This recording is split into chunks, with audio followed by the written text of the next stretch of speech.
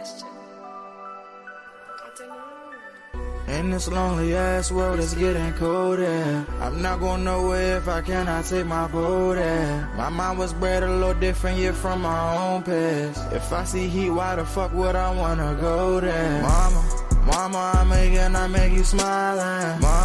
Mama, your little nigga came from wildin'. Mama, always got in trouble, I was shouted. Mama, now I'm staring at shit. Mama, I'm the pilot. Mama, if I want something, I'ma go get it. Mama, swim with the sharks, piranhas, and fishes. Mama, it's so hard down here, God is my witness. Mama, I know where I'm going. Mama, I'm a fan. It's hard not knowing who is really gonna be there for me. I wish you could be here to see me the day I start touring. Shit be on my mind every second when I'm not recording. I'm waking up conversating with the Lord every morning. I mistakenly took the wrong path, I had to rewind. I fumbled trying to move too fast, I had to keep trying. Growing up, I got in trouble, told myself to keep lying. So much stress be building up, swear I be needing me time.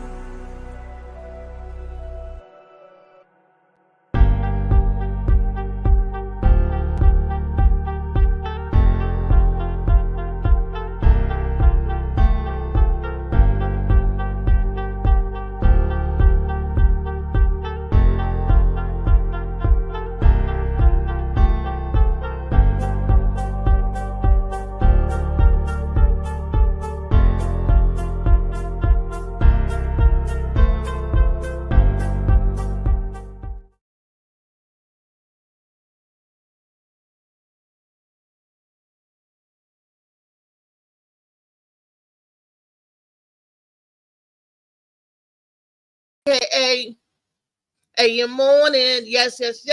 And before I get into this fabulous show that we have today, yes, y'all, it's Turn Up Tuesday. As always, we're going to turn up the heat on something. That's right. I want to take a moment to talk about this book and to talk about Molly Moss Sea Moss. That is the Sea Moss.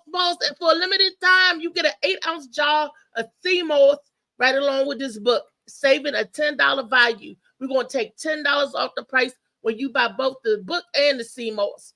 Or y'all can always buy it separately. But to get the discount, you get the $10 off, you got to buy the package together. Limited time while offers last, the products last. I'll say that. Okay. Molly Moss, Sea Moss Boss. Y'all know what sea moss is, right? It's vitamins and minerals that come from the sea, the water. It's an algae, it's not a plant. So people that's allergic to seafood, check with your doctor about that, because I am allergic to all seafood, very sensitive, but I could do sea moss. And it also helps me because it helps my upper respiratory system. It helps my breathing because it eats up the mucus in your body. It dries it up. It gives us energy boost, and it also do wonderful for your skin and nails. And also it boosts your immune system. See, people don't know that. Out of the 102 minerals that's in sea moss, minerals and vitamins, 92 we need. So y'all get with Molly Moss, Sea Moss Boss, and he'll hook you up. That's what I'm talking about. I'm so excited today. I am so excited today because I have a special guest in the studio today while we wait for the rest of the panel to get here so I can introduce them. She's no stranger to those of you who always tune into the Morning Mac show, right? But I missed her, and she coming back, and she is going to spill the tea. That's right. Our very own Lady B is back. Special guest Lady B. Good morning, bud. Good morning. Good morning. I hope everybody is doing well. Glad to be visiting again. Kind of miss you guys. We miss you too. Yes, we do.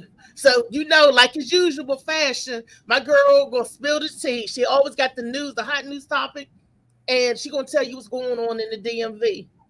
I'm gonna turn this segment of the show over to Lady B. Yeah, well, DC is, I can say it's in an uproar because of this new law that Mayor Bowser is trying to pass. Of course, it has to go through Congress, but the first time it was an unanimous vote within the council. And I was kind of, Tell us about what the law is. What they trying to do? The new crime law. There are different sections to it, but what I find about this law is that it won't only affect the people who are committing crimes, but it will affect our community as a whole. The first one she has is face coverings are now will be criminalized. It says any items worn that cover most of the face are now criminalized with detention or arrest as the penalty. This includes, but is not limited to, hoodies, bandanas, and hijabs, which means they violating people religious rights. That's their religion. They said the police will be the sole decider of which face coverings are allowable. So you mean to tell me some youngin who may not be doing anything comes out the house, they got on their face mask because it may be 20, 35 degrees, whatever degrees it is, and the police get to decide. And we know just how unstable-minded some of these cops can be, how trigger happy. So now our young people are at risk. Not even the young people. Some older guys wear them just for the purpose of being warm. And so health. What are you going to do with that? And health too. You know, because a lot of people with compromised immune system, we still have to wear masks. Yeah. And then they talked about the gathering of 2 plus people criminalized. Now, I understand in some of these neighborhoods, because y'all know where I used to live, and you know they hang out there or whatever the case may be. Hopefully it will just be situations like that. But we can never be too sure what may take place pertaining to these, to these laws. It says the police can now designate any neighborhood as high risk. Any neighborhood. But it won't be uptown where the people who got money. That's not happening. So it's affecting our Black community, our brown people as a whole. It's just crazy to me. And thinking about, because I'm a woman with multiple children. So all my kids decide they want to walk down the street together. And you decide that they're a threat. And they get locked up for absolutely no reason but the fact that it's more than 2 of them. If all my children got together, it'd be 8 of them walking down the street. They probably wouldn't consider that my son's a store manager and, he's a good guy, never had a record. My oldest son is, he's a veteran. This lady definitely does not need to be in office. But so many of us can't complain. Have you voted? Mm. That's the main thing. Have you voted? Because she's in there, but she's not in there for us. And then the next one is killing car chase suspects. They can decide, you stole a car, we're going to kill you. Now, first and foremost, I believe that there has to be serious consequences, because some of these youngins are absolutely losing their mind, taking things that don't belong to them.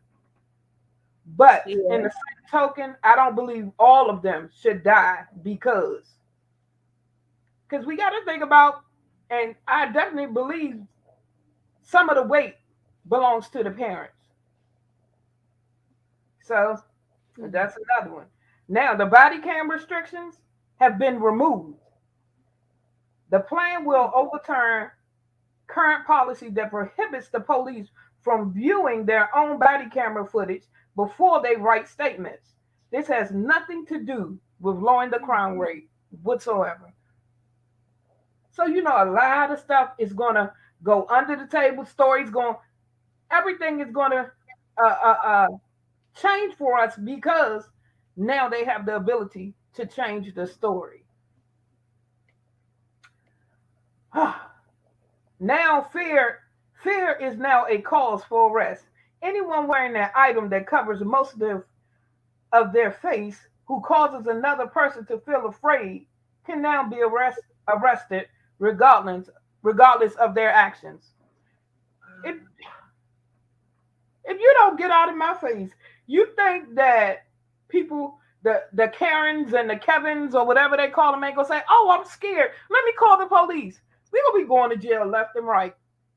People who ain't never been in handcuffs besides their bedroom going to jail. And on what cause? Because I look scary. Somebody said they scared. No matter what your actions were, they're just fearful of what you may do. Come on, man. Are you serious? They scared of our skin. That's what I was about to say. But what if we called it on the Kevins and Karens and say, "Oh, we scared of them"? That's what we need to be scared of. But what then? But they're gonna look at you like you got two heads. Yeah, you know for a fact we will not get the same protection that they claim they're doing for them. I'm sorry, I'm not a racist. I got some white people I love to death, but understand there is privilege, and a lot of our people are going to jail. The jail's already crowded. That's why the detention centers that they have be sending these kids home. Yeah. Because they can't hold them, and I think about that a lot, that if they would have held a couple of these people, they wouldn't have been killed. They should have been held, but they was like, "Oh, there's no room for them, send them home." And then what good is arresting them? Did they just going to send them home? That's just a waste of time and taxpayer money when it could be going out there apprehending the real criminals. Yeah. So if they see you with a face mask, they're going to arrest you. But while the criminals get away. Yeah, full face mask. it's absolutely ridiculous, because at one point in some of those juvenile facilities, they had blow-up mattresses. That's how overcrowded it was. Are you serious? Now you want to lock us up because somebody's scared? Are you serious? Bernice, answer me this. What is Trayon White doing? Voting with them. He need to be out of there too. Oh, it was unanimous. That means he had to vote. And he lived amongst Ward 8. Wow. But see, he's the type of council person who will be willing to put his neck out there for his friends. That's been proven. His best friend was locked up for domestic violence. He bailed him out. Bailed him out. I mean, it's just ridiculous. Now when a cop commits a crime, well, when they're under investigation or whatever, the public will no longer be allowed to know if they're still on working or not. They're keeping that from us, so we can't know that. If they're on administrative leave or not. Mm-hmm. They took that away too. You can't. It's just ridiculous. She's giving these people so much power. And my thing is, some of these officers are mentally unstable. Scared people kill people. You out here, you supposed to be protecting and serving, but you're scared.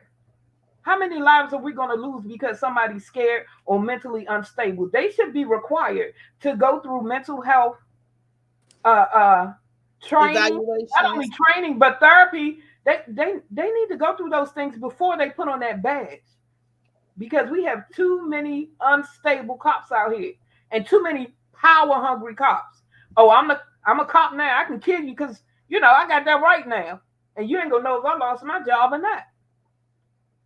They also have where you got to show your papers. Metro law. The police will now be able to immediately arrest anyone suspected of misconduct while riding the metro who refuses to share their name or home address. For instance, if a plainclothes officer demanded your address on the metro, not telling them can now lead to arrest. Wow. And why is that on metro? Well, it's honestly, I don't ride metro because there is a whole lot going on. But like I said, there has to be a better way. She didn't really sit and think this out. She just thought, okay, I'm going to put this in place because we need to die down on the crime. That's not going to do it. That's not going to do it. What she's going to do is start a war. It's going to be a war within the city because a lot of these youngins, They not playing. They'll shoot at a cop. They'll kill whoever. You know what I'm saying? So it's just ridiculous. Her mindset. She didn't think this through. She threw something together because, in being honest, she doesn't know how to handle this situation. She doesn't. And the truth be told, she won't be able to save all the young people. But there has to be something better we can do for these young people than, this crime bill, because it makes no sense. It makes no sense. And then, like I said, a lot of our people going to sit around and they're going to complain, but you're not going to that voting line. If you can go, a lot of them, I tell these youngins, if you can go stand in line for hours for some brand new tennis shoes, take your butt down there and make it count. We can't complain if we're not doing nothing about it.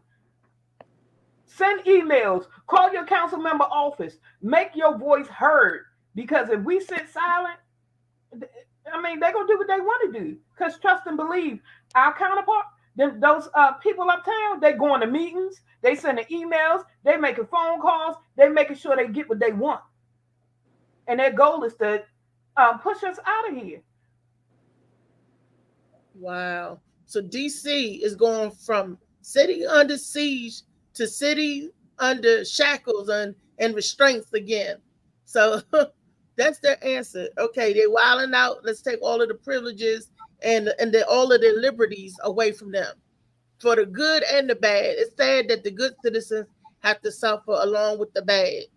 Yeah, exactly. So this is just the beginning of them trying to imprison us. But like I said, I mean, I'm not my grandma. I'm not going down without a fight. I'm not going to sit silent and none of that. I'm sorry. And this is especially the time where all brown people need to stick together, because just because I'm from America and I'm African American don't mean it don't affect you. It's going to affect all of us, our children. Trickle down. It's going to trickle down. Yeah. So now you don't have no rights, because when the police stop you, you don't have no rights anymore. They're taking all of the rights where you don't have to give them a name. You got to give them everything, and it got to travel with a Metro ID. Yeah. And they make it so free hard. Now. Is it free? Is Metro free? No. So I'm gonna pay my money and got to be subjected to all of these. I know it's to protect the people. Why don't they stop the people from jumping the turnstiles or bogarting on the bus? But instead of they passing laws that's going to affect everybody, good and bad. She was supposed to make the Metro free. That's what she said she was going to do, but she didn't, because regardless of popular belief, that there are many who can't afford to get on that train. No, I know. Look at the prices steady going up. Yeah. You going for a job interview. See, the thing is, you have to get up 6 o'clock in the morning to be there by 11, because most people going to catch 3-4 buses before they get on the train. We got kids trying to get back and forth home to school, and all of them don't have those IDs. So where do we draw the line? Because Uber and Lyft going on strike, y'all heard about that. Uber and Lyft going on strike tomorrow. Everybody gonna have to go to work, and they're gonna have to do what? Get on Metro. Oh Lord, I didn't hear about that. You know about the strike? Yeah, Uber and Lyft is going on strike on Valentine's Day. That's tomorrow, y'all. Ooh, that's gonna mess up a whole bunch of people. Well, they got Empower and they got a couple other ones, so I guess everybody else's business will be going up tomorrow. But it's just it's ridiculous, and we have to come together. We have to go in these meetings for real. And it's sad that we have to wait till something like this happens and everybody want to go sit at a building and do a march. Why not nip it in the bud? And when you go to these meetings, hold your council members accountable, because they work for us. Now, what are you still in Trayon's district? Yeah, that's where my house is. Okay. So a lot of these people don't even know who their council member are, huh?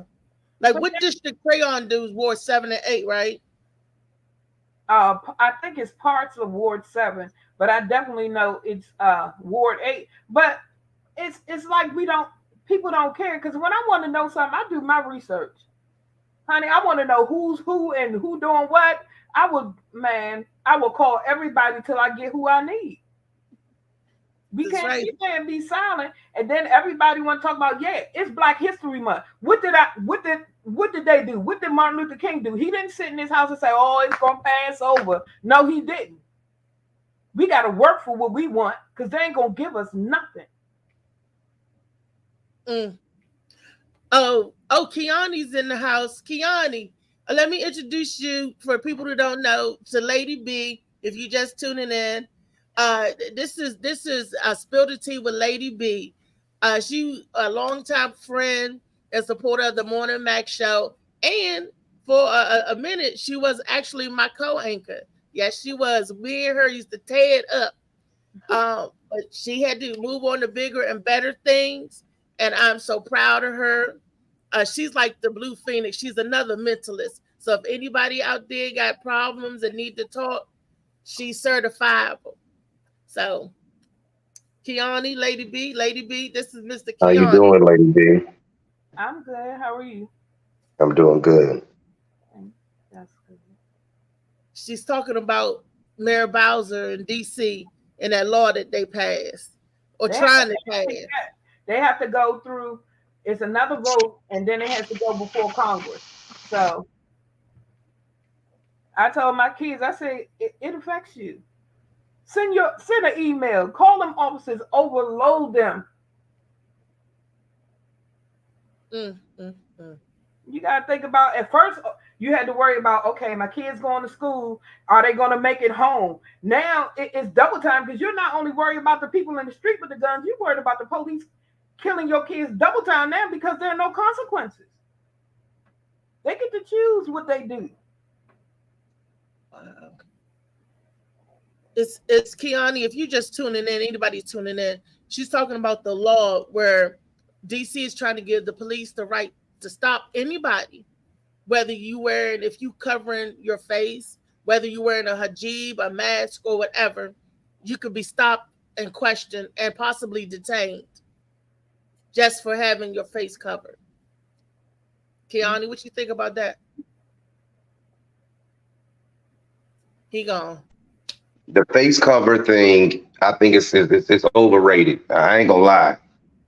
I really want to chop somebody in the throat or hurt somebody. I mean, if somebody walk up on me with that face cover shit, what are you doing? I mean, seriously. I mean, I ain't seen nobody with no suit on, face covered. Why your face covered? You have a regular mask on, like COVID mask, yeah, but your whole face covered. You want to get hurt. Think about it. You walking with your lady and somebody walk up with you with a face mask, usually what's going on? It's a robbery.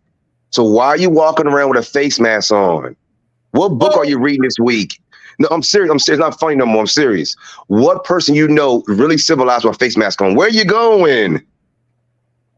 I totally understand that aspect of it. Because yeah, it's not funny.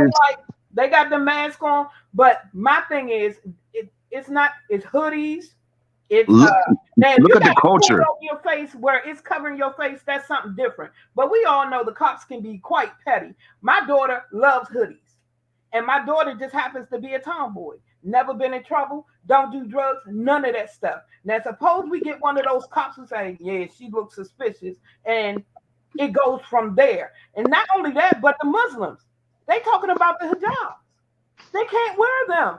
That's violating people's religious rights. Yeah, I mean, I think that's something different. I mean, but I'm just saying, I ain't seen 30 Asians with mask on. You know what I'm saying? So for me, you know what I'm saying? You know what I'm talking about? So yeah. I understand what you're saying. You're right. The hoodie thing, okay. But just stopping anybody, we all know they're not going to do the white people like that. So, I mean, the whole point is, I ain't going to lie, the culture got to change. We got to change, because I think we put out that we about love, half of us, and the other half want to rob and steal. So it really messing us up, because I ain't seen 20 Asians want to go and steal your car at the gas station. So I don't know what's going on in society, but we got to figure out what can we do, because they are winning. They making half of us look bad, other half looking good. Yes, you know. Yeah, that's Now, right. that's really what's going on. You know what I'm saying? And I ain't met too many teenagers say, "Hey, I'm gonna be a scientist or I'm gonna be a doctor." I don't see that no more. So, Well, honestly, Brittany, so if I look like this, I'm gonna get arrested. you might.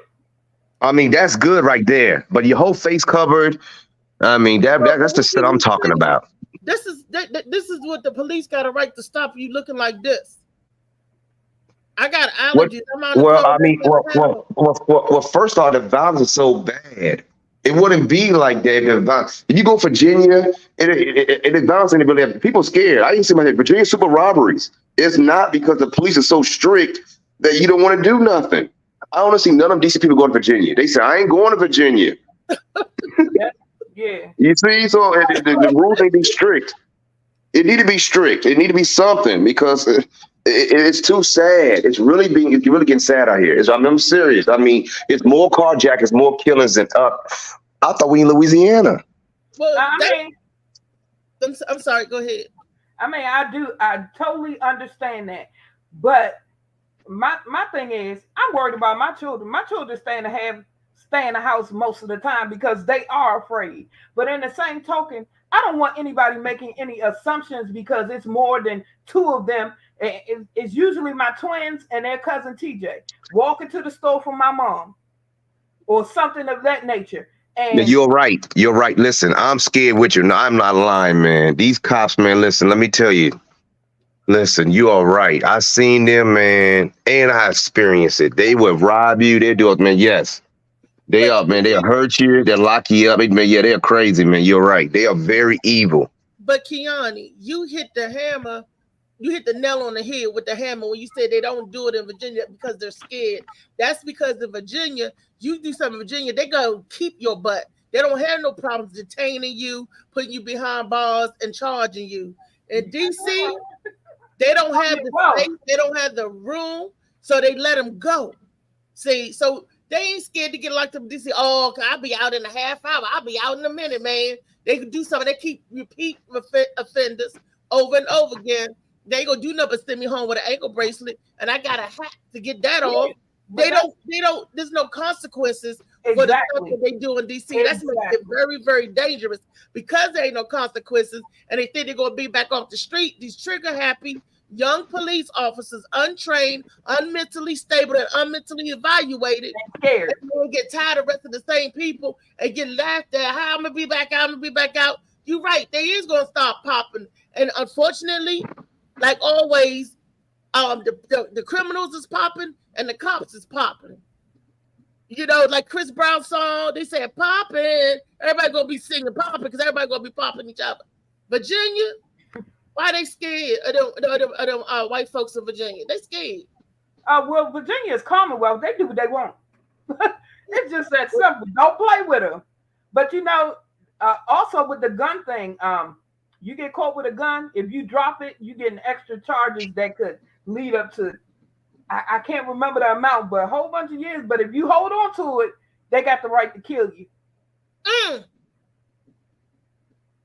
It's a lot. I want to be safe. I want my kids to not be fearful of walking to the store or going to school and things of that nature. I want my mom to be safe going to the grocery store. I want to be safe. I don't want to hear about my friends, dying. But I tell you, if I feel like if many more of us get out there and we work with these youth, all of them may not be able to be saved, but if you could save one, that can change the world. I'm gonna tell you, I talked to one of my hood sons. He got shot through I think it went through his neck or his shoulder or something, shattered all this.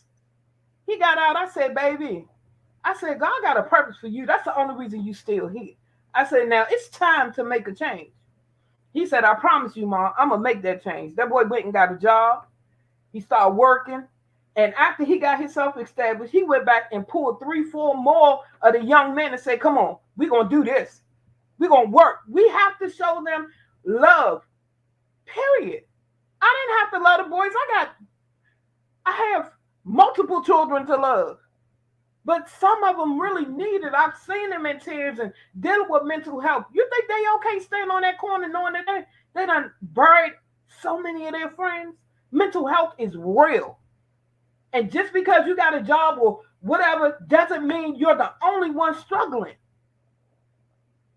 These people have stories, and some of them just want to act out because what they hear in the music or what they see in videos or movies. But there are those few who just need somebody to understand and to help them and to be a voice for them.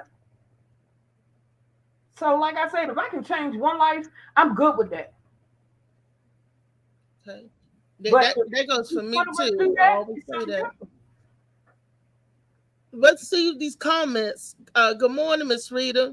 Miss Rita is telling us good morning. Kenneth Clark.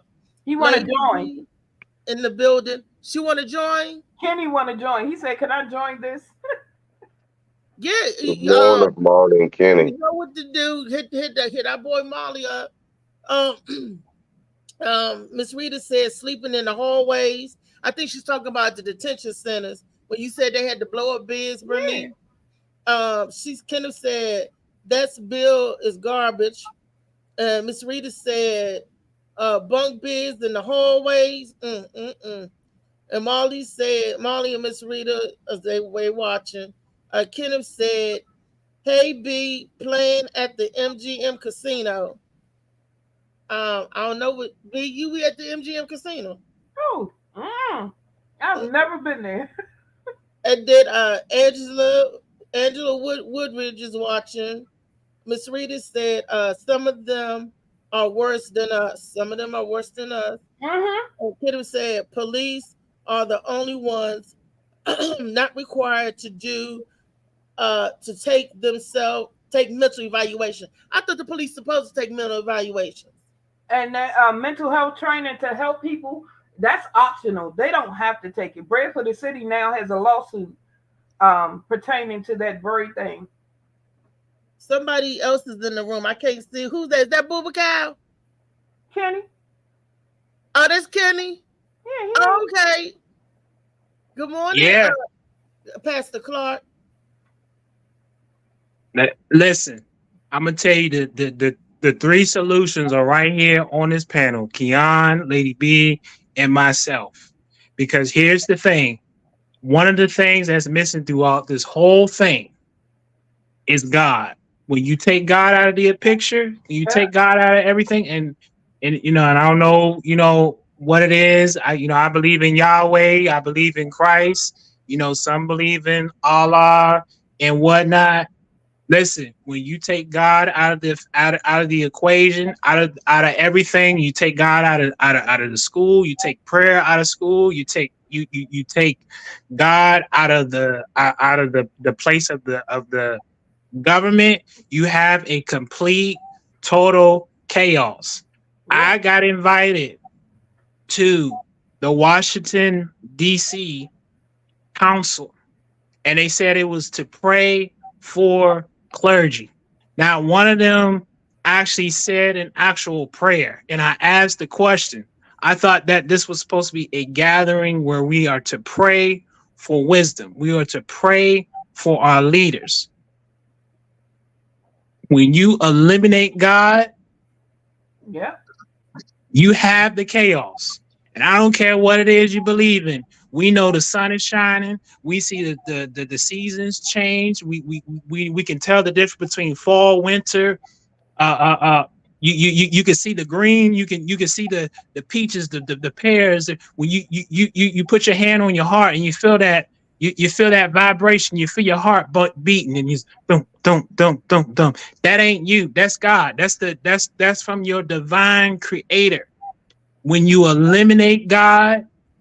When you eliminate God and you take God out of the chaos, this is what you get. Sodom and Gomorrah was real. And unfortunately, we have the modern day Sodom and Gomorrah in the year 2024, because when you eliminate God, y'all do realize the reason why Sodom and Gomorrah got destroyed was because God he said, find me one person that is living a life of righteousness, and I will not destroy the city. If you can find me one person, I will not destroy the city. When you eliminate God, you have chaos on your hands. We've brought this chaos on our hands because we've taken God out of everything. Okay, Kenny, I got a question for you. Do you celebrate what today is? Do y'all know what today is? Oh, let me say good morning to the rest of the panel. Good morning, Lee. Good morning, Phil. We got special guests, Lady B and Kenneth joining us. Good morning. Good morning. Something you said, Kenny, struck my antenna went up. What did we do today when you said you talked about the way everybody living? Y'all know what today is? You mean tomorrow? You mean tomorrow? Today's February 13th. Today, right? Today is Fat Tuesday. What's that? And all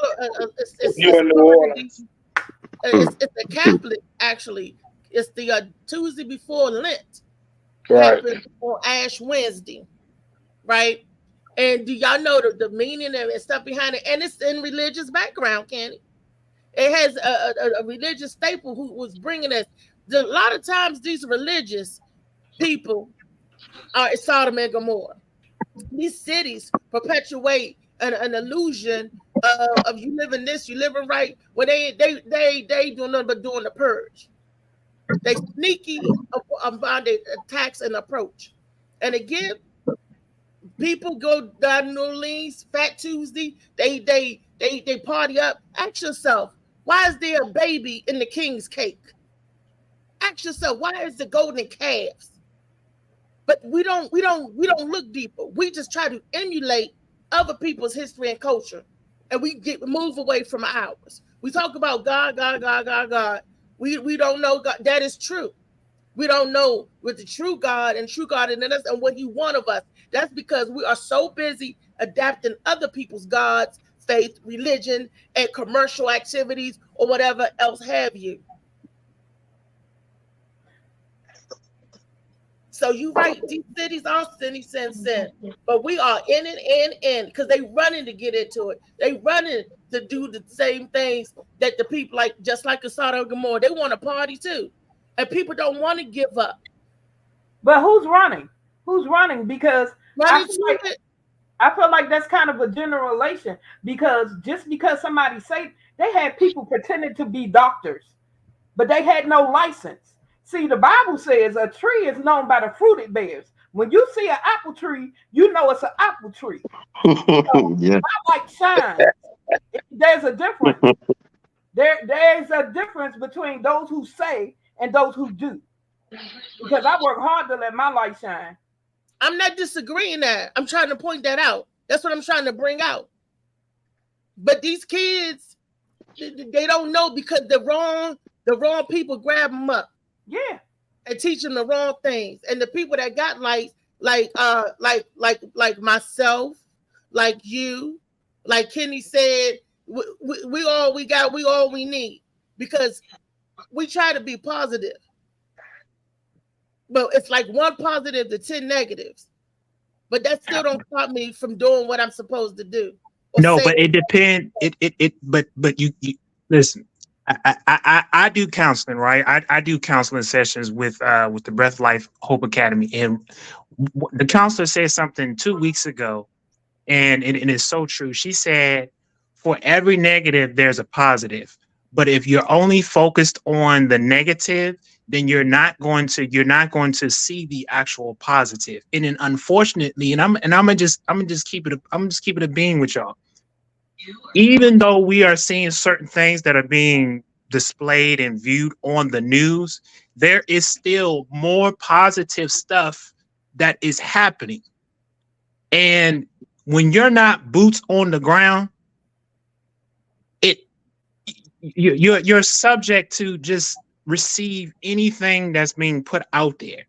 When you're boots on the ground, meaning you're showing up. You're showing up, you're getting involved, you're getting engaged. You're not just shooting the breeze, but you're literally on the ground talking, looking for how to make a difference, looking for how to actually be that change. We and I preach Sunday. We put so much emphasis on the political arena, on the government, but we have spiritual authority. We have spiritual authority. The scriptures say greater is he that is within. We have the power within. You don't have to go to the ballot box to Finish when that you see scripture though, Kenny. You gave him a piece of it. Finish that whole scripture. it's greater is he that is within thee than he that be in the world. The greatness. We have the power of God. God's DNA is in us. It's in us. It's through us. It breathes through us. Right. You don't have to go to the ballot box when you see your brother, you see your sister that's in need. When I go out my door and I see the youth that don't have a coat, that ain't nothing that I got to be politically correct. Let me go in my house. Let me get some coats to go out there and give it to that young man. Y'all want to know what sin is? Sin is this self-inflicting nonsense. And we inflict a lot of nonsense of not caring. We've allowed the elitism, the prestige, the bourgeois, well, this is my denomination, and this is that, and that means nothing. What are you as the individual, as the human being actually doing to actually uplift your brother, uplift your sister? We keep looking for any and everything else, but God has already given us life and life more abundantly. We have the power, we have the tools, the equipment to be able to use to actually make a difference. The problem is that we procrastinate and we BS. We BS. We BS. We have the power, we have the tools. So many people, even they reach out to me, oh man, I would love to be out there with you. I would love to be able to give back to charity. I would love, okay, wanting and doing, we got to get to doing. The Bible said not to just be a hearer. We hear a lot of stuff. We hear a lot of education. We hear a lot of the things that, we go to the workshops, we go to the seminars, we go through all these different things of being exposed to education and knowledge. But when are we going to take that of what we have received and put it into action? It takes nothing. It takes nothing. All of us on this panel right here has something to be able to give and to make a difference, to actually be able to help each other. What are we actually doing? I'm not talking about us individually, but as a whole, as a whole sphere. What are we actually doing besides sitting on the sidelines, critiquing from the bench? When we going to get in the game? When we going to get up off that bench? When we going to say, you know what, young man, come here? When from the Breath of Life Academy, me and Keon always talk about love. When youth don't have, and I said this at the council, I said this at the DC council, I said it at the VA council and the Maryland council. Here's the thing, the carjackings and stuff, the things that we're seeing from the youth, the words say, my people perish when there's no vision. So if the youth don't have a vision to see themselves successful, if they don't have the vision to see themselves as a God, as the scripture says, ye are gods, if they don't have the vision for them to see that they are a Victorian, that they are a champion, then they are going to indulge into activity of which we're seeing. And I don't mind is a devil's workshop. Ain't that what y'all used to say, Mr. Phil? That's old school right there. That's what and we I don't mind is the devil's workshop. So if these youth don't have anything that to look for that's positive, that's going to actually uplift them, everybody lock them up, penalties. But we're not getting to the root. We're not taking the time, as Lady B said. If you pull that other young man, the youth know me. They might crack jokes on me. They might do what they do, but they know he said, you know what, that man, he gonna speak, and he gonna try to get me a job, and he gonna love me. They looking for love. This is what me and Keanu talk about. What we teach all the time in our mentor classes. They looking for love. They're not looking for politics. They're not looking to sit before a politician. They looking at whether or not do you care? Do you care? I don't want to know who you know. I want to know, do you care? And if you don't care, and let's face it, all of us have done something. We all done something. We all was not squeaky clean. We have a past. And the thing of it is, if you start showing them love, that gives them the inspiration to want to actually do something better. But we got to get out of the me, myself, and I. We got to be able to get engaged. That's right. I'm sorry, y'all got me stirred up, but this I got to keep it real, because we have eliminated everything. We have eliminated God. We don't have our spirituality. Nobody, like I said, it should be shout out to my nation brothers. I'm going to shout them out because they are spiritual. They are spiritual. They speak to the human nation they speak to the human condition of our men. For every liquor store, we got a church. Why we got so many churches? Everybody's an apostle. Everybody's an apostle. But we not actually really having dominion in the earth. We want to have dominion over buildings. Jesus didn't shepherd brick and mortar. He shepherded people. Yep. That's because everybody wants to be a leader and nobody wants to work. It's like the story in the Bible. You know, when God was talking about Mary, everybody they worried about everything else, but nobody wants to really work. They don't want to put in the work. They want to lead people and be seen. These youngins have been judged enough. They just want somebody who's going to come off, look, I might not understand everything, but I love you. And that's what I do. I love my hood sons. People can say what they want. I'm going to hug them. I'm going to encourage them. All that stuff. That's what we got to do. I wanted to talk about Fat Tuesday because I want to bring awareness to people what we doing, and we probably don't even know that we celebrate. For those who do celebrate it, they love to go down to New Orleans and do all this stuff. But why are you doing it? What is the meaning behind it? And that's another thing. We could get caught up in satanic worship rituals and picking up other people's hobbies and not even knowing that these are not fruits of the spirit.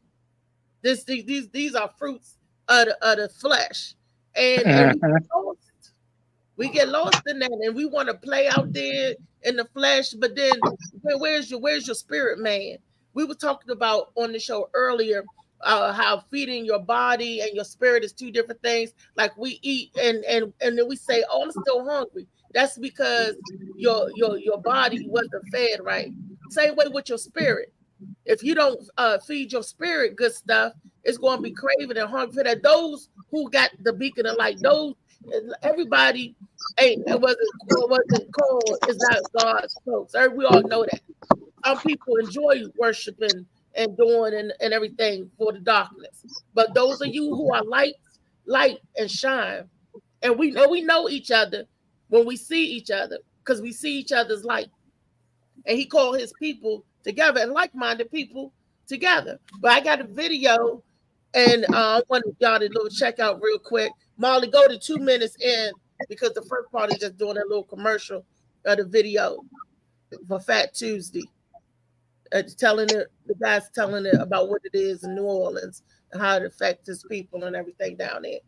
And it was a war with the Indians. Did y'all even know that?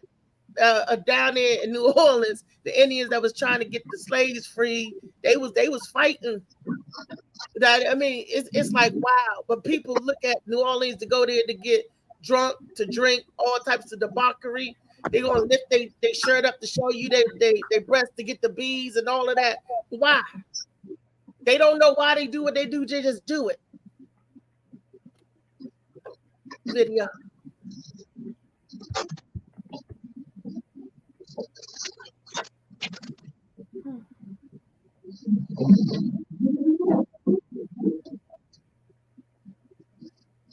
You shouldn't even want to be participating in the event.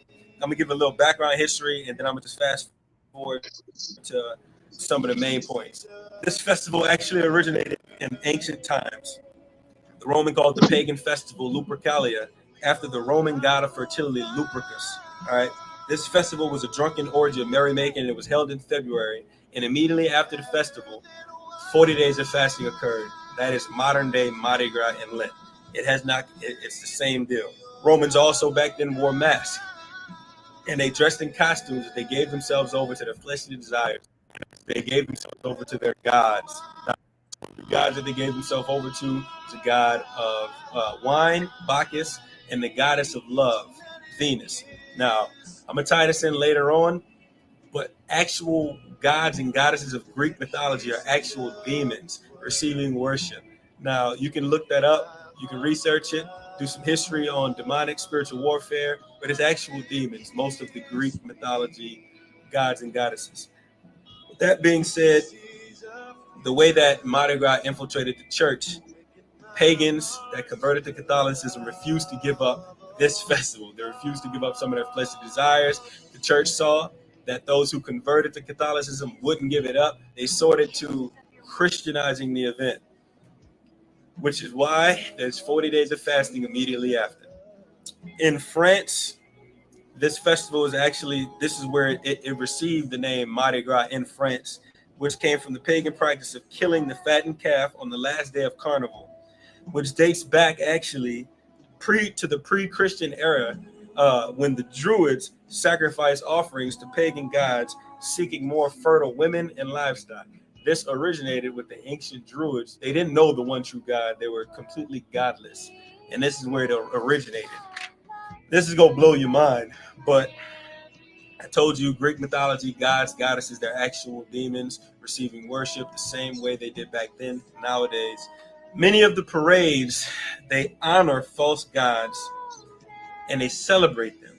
Now, they're actual demons, but the names of the gods are from Greek mythology. Now, these are the names of parades that run during Mardi Gras. This should be enough, if you're a follower of Christ, to be as far away from Mardi Gras as you can. Bacchus. There's a parade called Bacchus, which is the god of drunkenness. Venus, which is the goddess of love. Demons. Morpheus. There's a parade called Morpheus, god of dreams. Babylon. That's not a god. That's just a wicked city. It's a wicked city in the word of God. Babylon. There's a parade called Babylon. All right. In the book of Revelation, Babylon symbolizes every kind of evil. And there's a parade called Babylon. All right. That runs up and down the streets. There's a parade called Chaos. This speaks for itself. Chaos speaks for itself. There's a parade called Okeanos, Okeanos, which is the primeval deity and god of great earth. It's a Greek mythology god. All right. There's a parade called Orpheus, which is the god of music, which is what I believe why the music is so important to Mardi Gras. It's just listen to who Orpheus is. Orpheus is the god of music, and it's said that his music was able to charm all living things and even stones. This is Greek mythology. All right, but actual demons. All right, and they're receiving worship during Mardi Gras. What do you do at Mardi Gras? You hold your hands up and worship. Side note, there's actually a parade also, before I hit the side note, there's an actual parade called Ancient Druids also, which is a godless people who didn't know God because God, it was just godless. All right, this is pre-Christian era. Sacrifice just wickedness. They sacrifice humans, for goodness sake. And there's a parade named after it.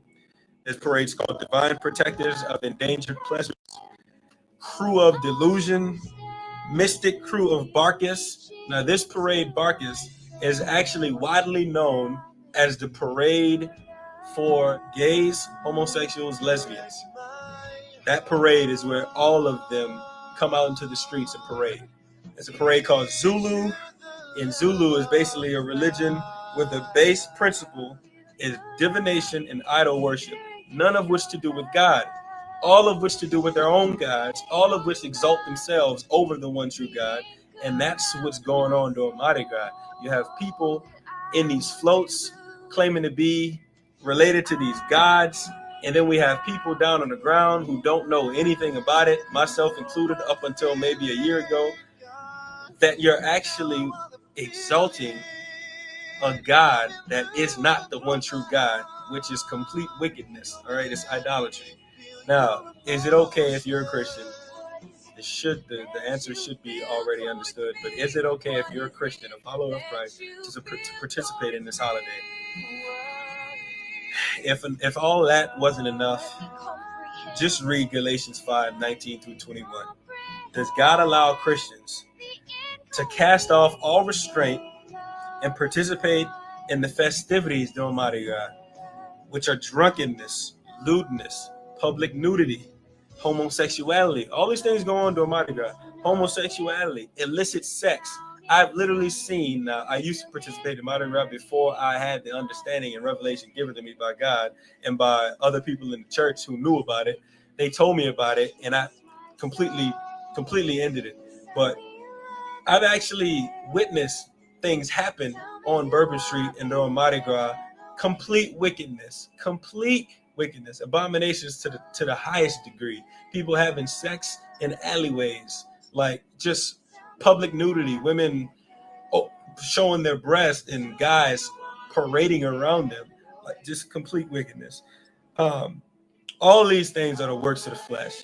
And in Galatians 5:19-21, God makes it clear we're supposed to cut ourselves off from all of these things, even the likeness of them, even the appearance of them. We're supposed to flee from it as far as we can.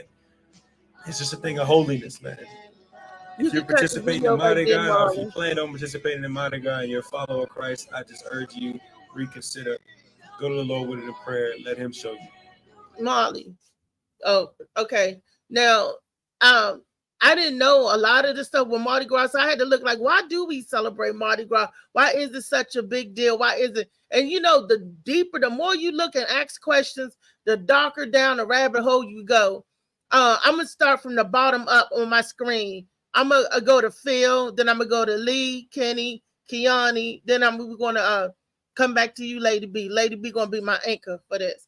Now we're talking about all of this was going on in our cities now, and what's going on all over the world, and everything is coming together. You know, everything is somehow linked and tied together. So what do you think about? Did you learn anything about from the video? Did you already know what Mardi Gras was? I had some idea what Mardi Gras was, but I didn't know the extent to what he went into it. I mean, I know it's a pagan festival. Okay. I mean, I'd already known that, but I mean, the origin of it and all that, back to Rome and all that, I didn't know all of that. So what are you asking? Are you asking, is it something I would participate in, or something that you should participate in? What do you want to know about it? What are your thoughts? Because I didn't know even. It's just like, wow, but it ties into what Lady B and Kenny was saying, that we got to grab back a hold of our youth, and we got to like teach and give love. And when our people and our children in the city participate and see such stuff, we don't even know why we do, because I've never been able to go to Mardi Gras, but people participate in it, don't know why they do what they do. And then when they out there listening to music and showing it, it's so much influential stuff that we put on our kids, but yet still we want our kids to act right. We want our kids to act listen to go-go right. Music? With love, huh? We grew up on go-go music. And listen to go-go music. Huh? The drums and stuff will put you in the train. The drums and stuff, some of the lyrics in it, but we grew up on it and we love it. So some got the people fighting.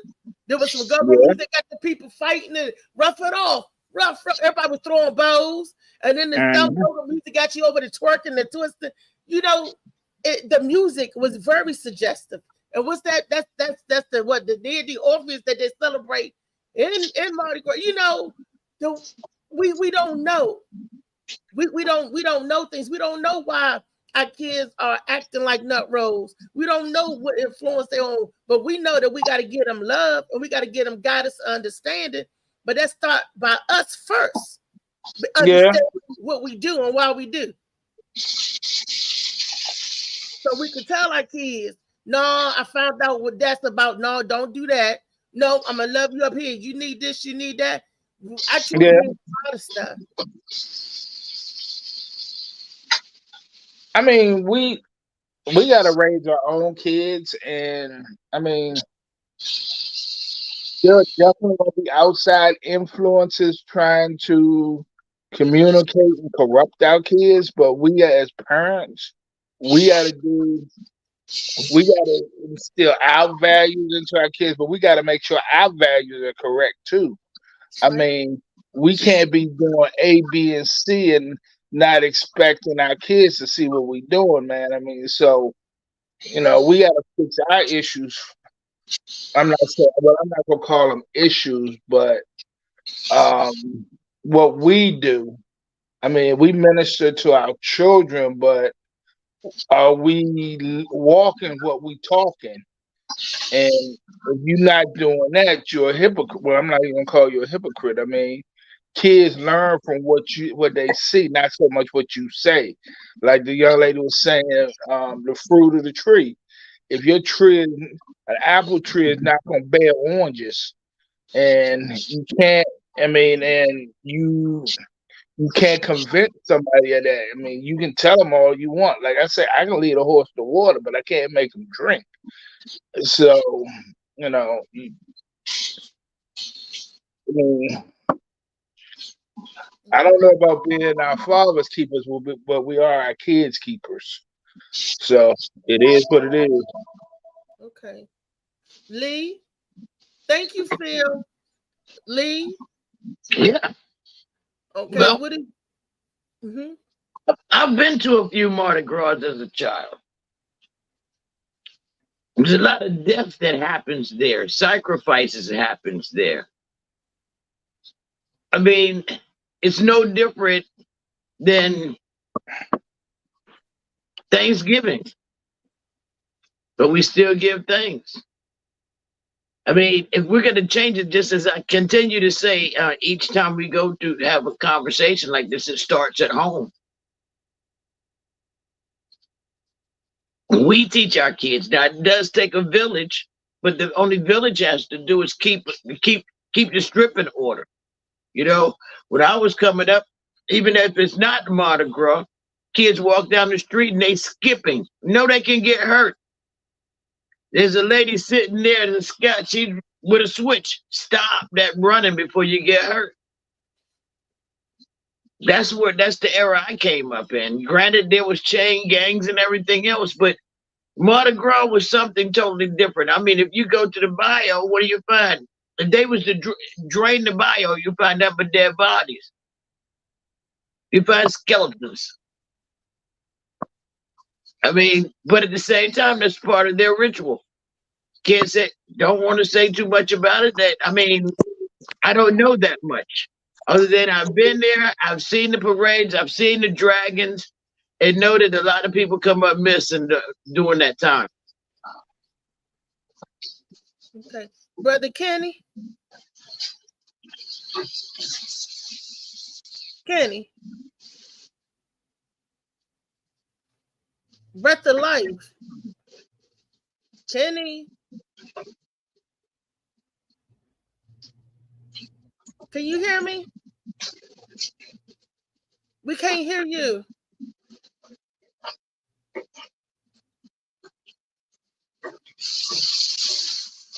Okay. Molly, what's going on with Kenny? Good morning, Booba Cow. Good morning, good morning, good morning. Let me catch you up real quick then. I was trying to get Kenny and Ladies B commentary. We can't get Kenny, so I'm gonna see if we can get Lady B commentary. But let me catch you up.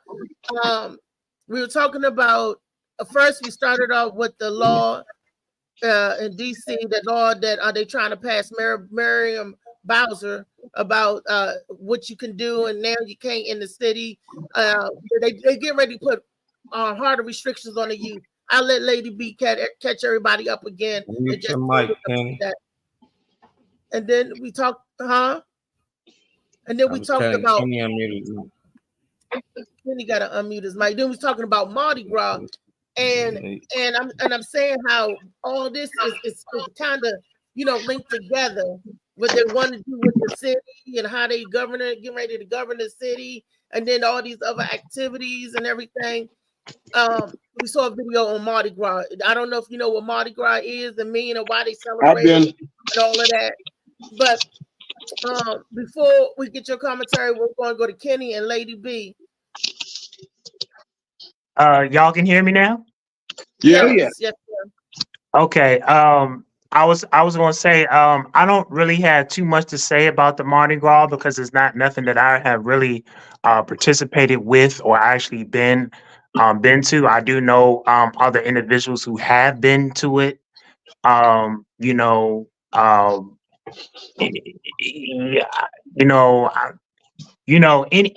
I feel like this anything that is good can be tampered or made worse, no different than like, food, right?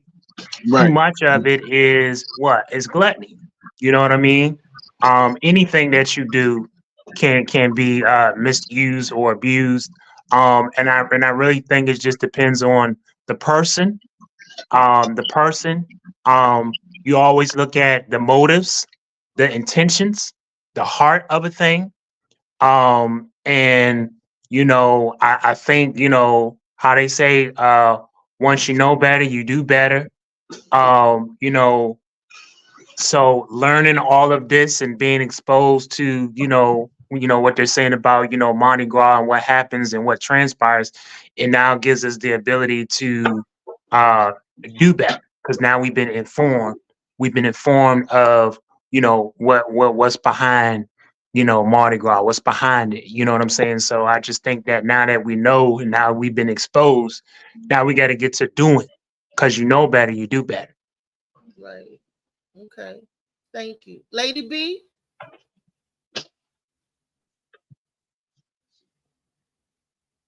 We done lost her. She got unmute her mic. You got to unmute your mic, Lady B. Okay. Like I've never experienced the Mardi Gras. I don't go to these parades. I have never been that person. And as far as go-go, the first go-go I ever went to, my cousin took me to, I think it was last year. I've never been that person. And I've been in DC all my life. It's just never been my thing. Been to a club a few times, but it's just never been my thing. So, but somebody made a comment. He said we have to raise our own kids is what we display, and I totally agree with that. But I do look back on what my grandmother and them used to say. It takes a village. So yes, I'm gonna raise mine, but I'm gonna love yours too. Mm-hmm. I'm gonna do my best to help you with yours as well, because there's a lot of kids out here who call me mom. I ain't give birth to them, but they call me mom because they know they can come to me. It was a little boy. His name was Davon. When I first moved around Mellon Street, and I would come in the hall. He was sleeping in the hallway. At first, I was like, if this boy don't get from in front of my door, I knew what he was doing. But when you say you're of God, you gotta love. So I took him, and when I see him out there, I would feed him. You want to sleep in the hallway? I'm gonna give you a blanket, boo. If I see you in danger, I'm gonna do my best to, take care of you. But in the same token, like Kenny said, when you know better, you do better. Like I said, I've never really been that person, never been the party girl. Even when I went to the club, I was a wallflower.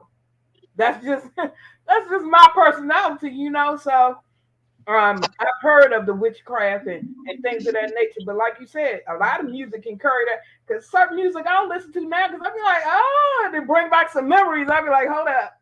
I ain't no angel because I had 9 kids.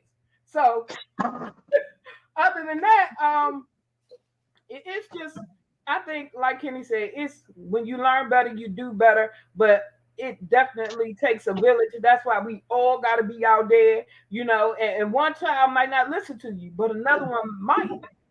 Sometimes it takes a time. It takes a minute to get through to them because you have to be consistent. Mm-hmm. If you come the first time, they're like, oh man, I don't want to hear that. And you don't go back again, they're going to continue on that path. But be consistent. Oh, baby, I love you. If you need to come up there, after I lost my son, even at his candlelight vigil, I said, any of y'all need me. Y'all know where I live at. My heart was broken. But it was still, kids who may need somebody. So we all have to do that. We all have to come together. We all have to create the change. You know, this world has different beliefs, but that shouldn't stop us from loving each other. That's the primary goal, to love each other. You know why I always try to bring the show. Me and Molly, we always have discussions about what we know and what we don't know. I try to inform. I love myself and I love my people and everybody around me. I have a heart that loves, and I like to enlighten and shine.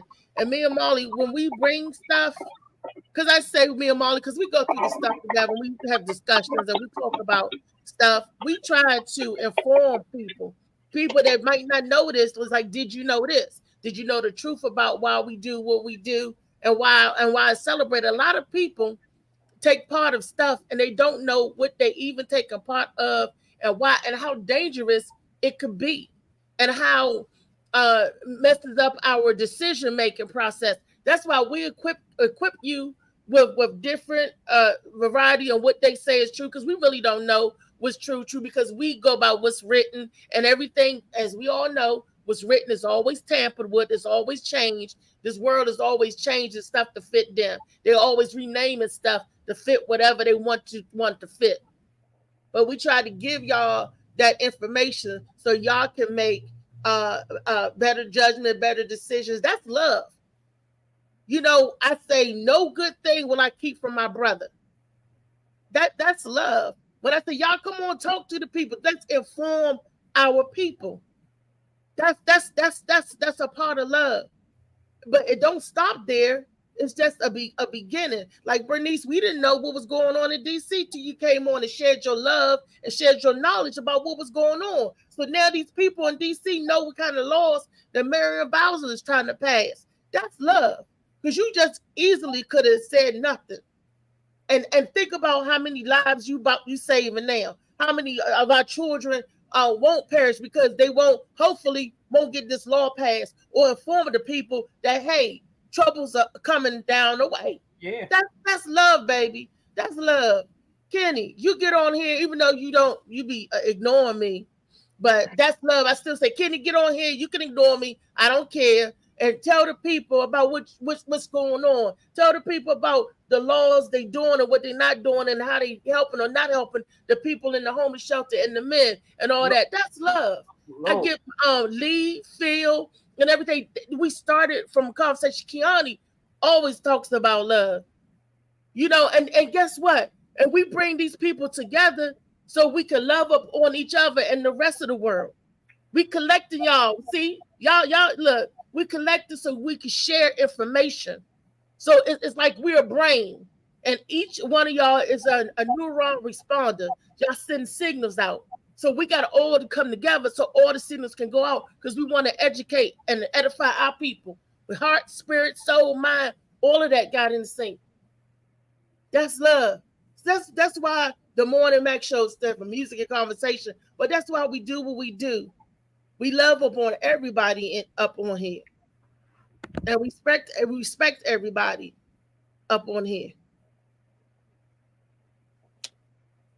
Booba Cow, is he still? Where did Booba go? Did I miss him? Nah, he ain't. Hello. Yeah.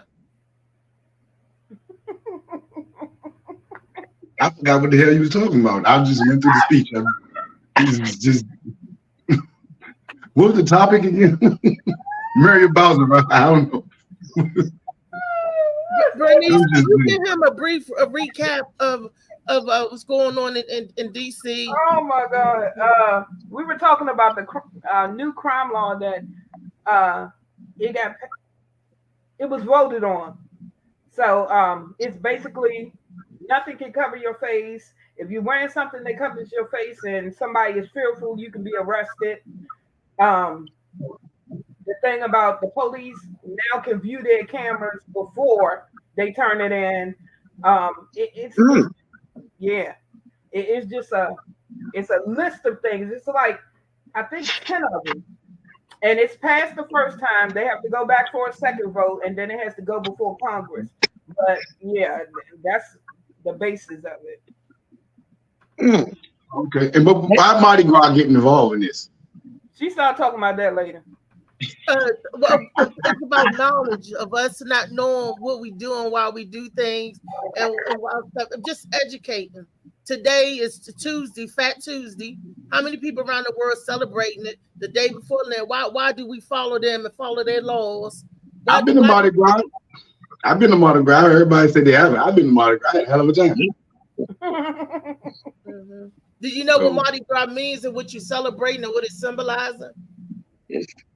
I know you in New Orleans. First of all, if you concerned with anything with voodoo and all that, get out of New Orleans, because that goes, that's, you know, everything being celebrated. Just like how they celebrate Cinco de Mayo, Day of the Dead, all that extra. We still out here drinking along with them. So if that's what they doing over there, that's what they doing.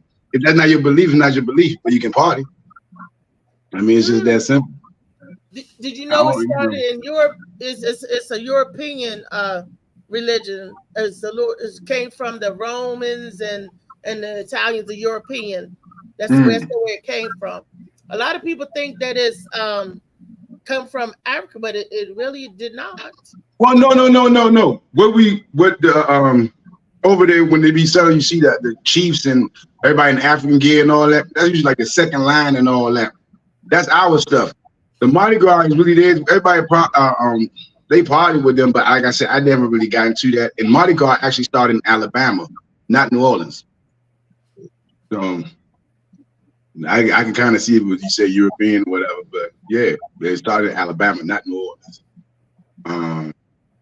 So far as Mayor Bowser, she tripping. She about to lose her job. She about to lose her And job. I want to put this on the record real quick though. I want to put this on the record. There's an implementation. I believe the bill is called what is it called? Lady B, is it called Pinto? I believe they are actually doing the exact same thing for the state of Maryland, and I wanna tie these two together. If you go look on NBC and WUSA 9, you will actually see that both parties, Mayor Bowser and Angela Alsabrook, publicly endorsed each other. So I want y'all to kind of, I know we've been talking about this, what's happening with DC, but they have actually created a draft of the exact same thing for the state of Maryland. Matter of fact, the senator that replaced Robbie Patterson in the Maryland General Assembly. And there is a proposal on the table. So all those in the state of Maryland, especially in the bourgeoisie, for no reason, Ward 9, Prince George's County, yeah, I'm taking shots. What is that? Ward 9, where's that? Ward 9. That's what he did.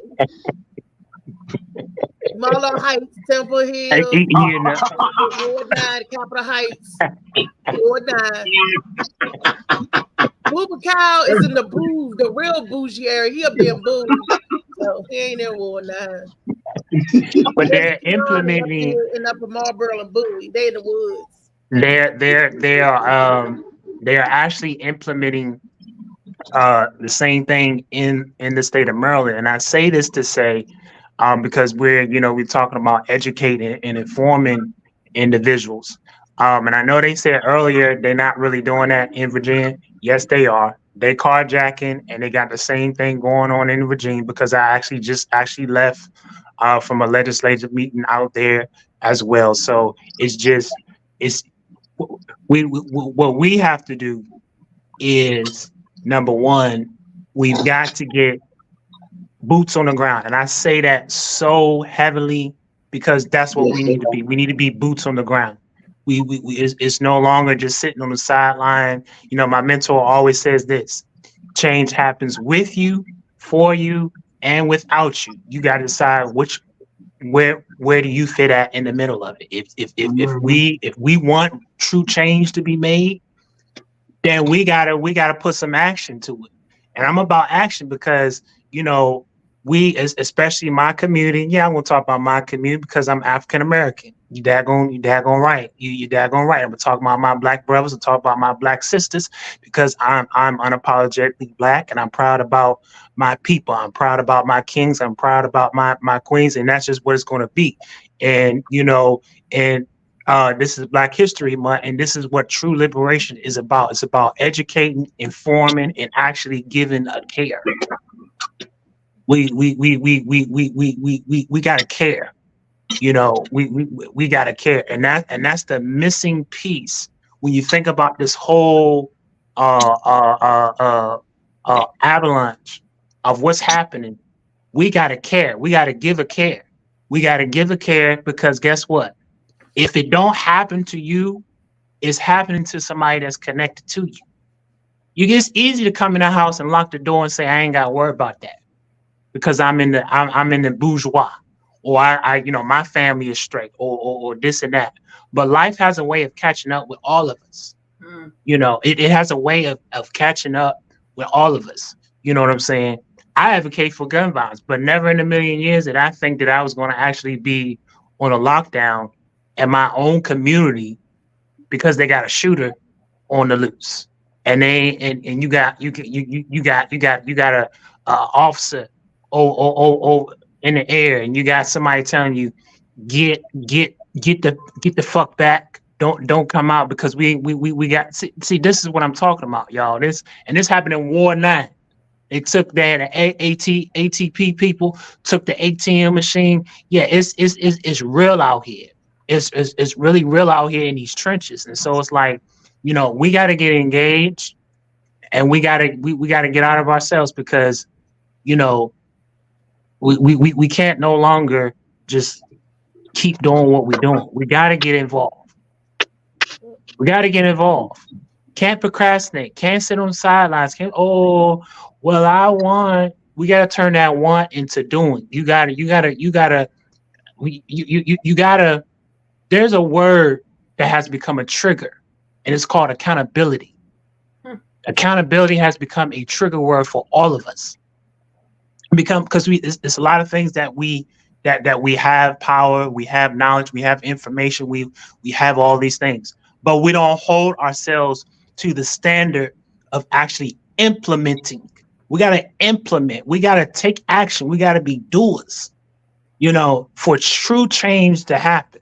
You know, and we're not going to solve any and everything 100%, but together, you know, I can pull on Boubacar. Look, look, we need to get this young man a bike.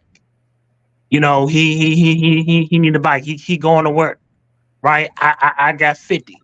You put up 50, and all of us put up 50. And then guess what? Now he has a bike to be able to get back and forth to work. That's what it means to be a collective. That's what it means to come together, to be able to, when there's a need, you ain't got to be politically correct. You ain't got to be spiritually correct. You just got to give a care.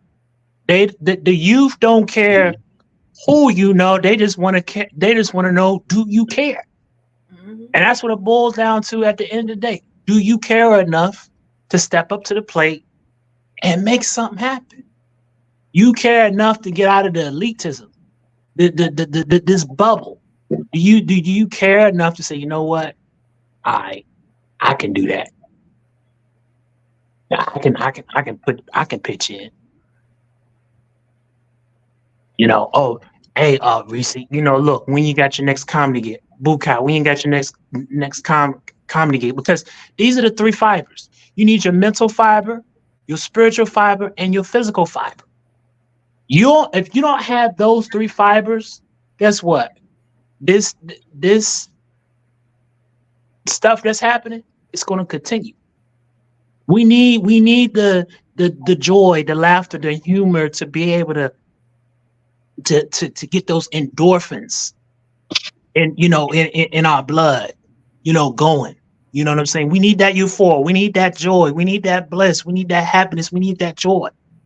You know, So if you don't have that, you know what I'm saying? We need the mind to function properly.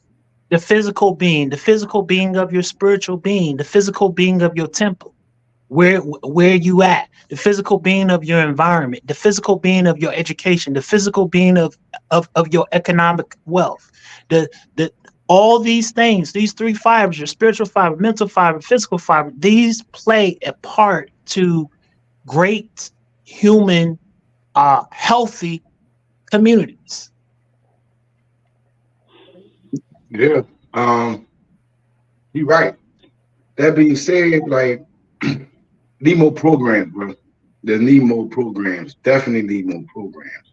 You know, if we come up with them or something. With the way Mayor Bowser's going about it right now, she don't know it's the wrong path. That whole thing about walking in groups to get locked up, I heard that nonsense. I was like, are you serious? So if it's more than two of you walk in the group, you get locked up. That is dumb. Because I'm down Adams Morgan every weekend, and white people are walking in bunches. So I don't understand, but I know what it's going for. It's about us. It's about us. But I think, like I told my wife, at the end of the day, they're not saying it, but it's only going to be implemented to the youth. I don't think they're going to adults. I think it's going to be, they want to put out and make it seem that way, but they're going to have to. But unfortunately, the black youth. Yeah, But then at again, Georgetown, you see a whole bunch of white kids walking together. Yeah, of course. They're not going. They're not pushing it with them. They're pushing it with our youth. Unfortunately, our youth are not helping themselves out either. You know what I'm saying? They're not. But I always talk to them when I see them on the corners or at the gas station. I try to push to them, hey man, who want to get some money? Like, yeah, you want to make over 75 a year? Yeah. Look, there's UDC. Oh, you got to take one class. All those power and or something different groups around here where you got to push the trade, but you got to sell better. I think us as a people have been bad marketing to our youth. We're not marketing right. So all they can see out there is just what's out there. But there's a lot of programs here, but it's not being marketed right. You got people that are running these programs, got a whole Lexus truck or Tahoe that says 4 kids on the tags, but no kids in the truck. You dig what I'm saying? People are collecting money on behalf of these programs and not implementing what they're supposed to. I talked to another guy, like, a lot of these kids that they knew about these trades and all this. He's like, man, we did stuff, man. We put posters up all over Southeast. You know who came to the convention center? The Migos, man. The Migos. And a few people that came that were black were the older brothers that probably just came home from prison. I said, yeah, because first of all, you're not marketing right. Who the hell in the hood is reading up there?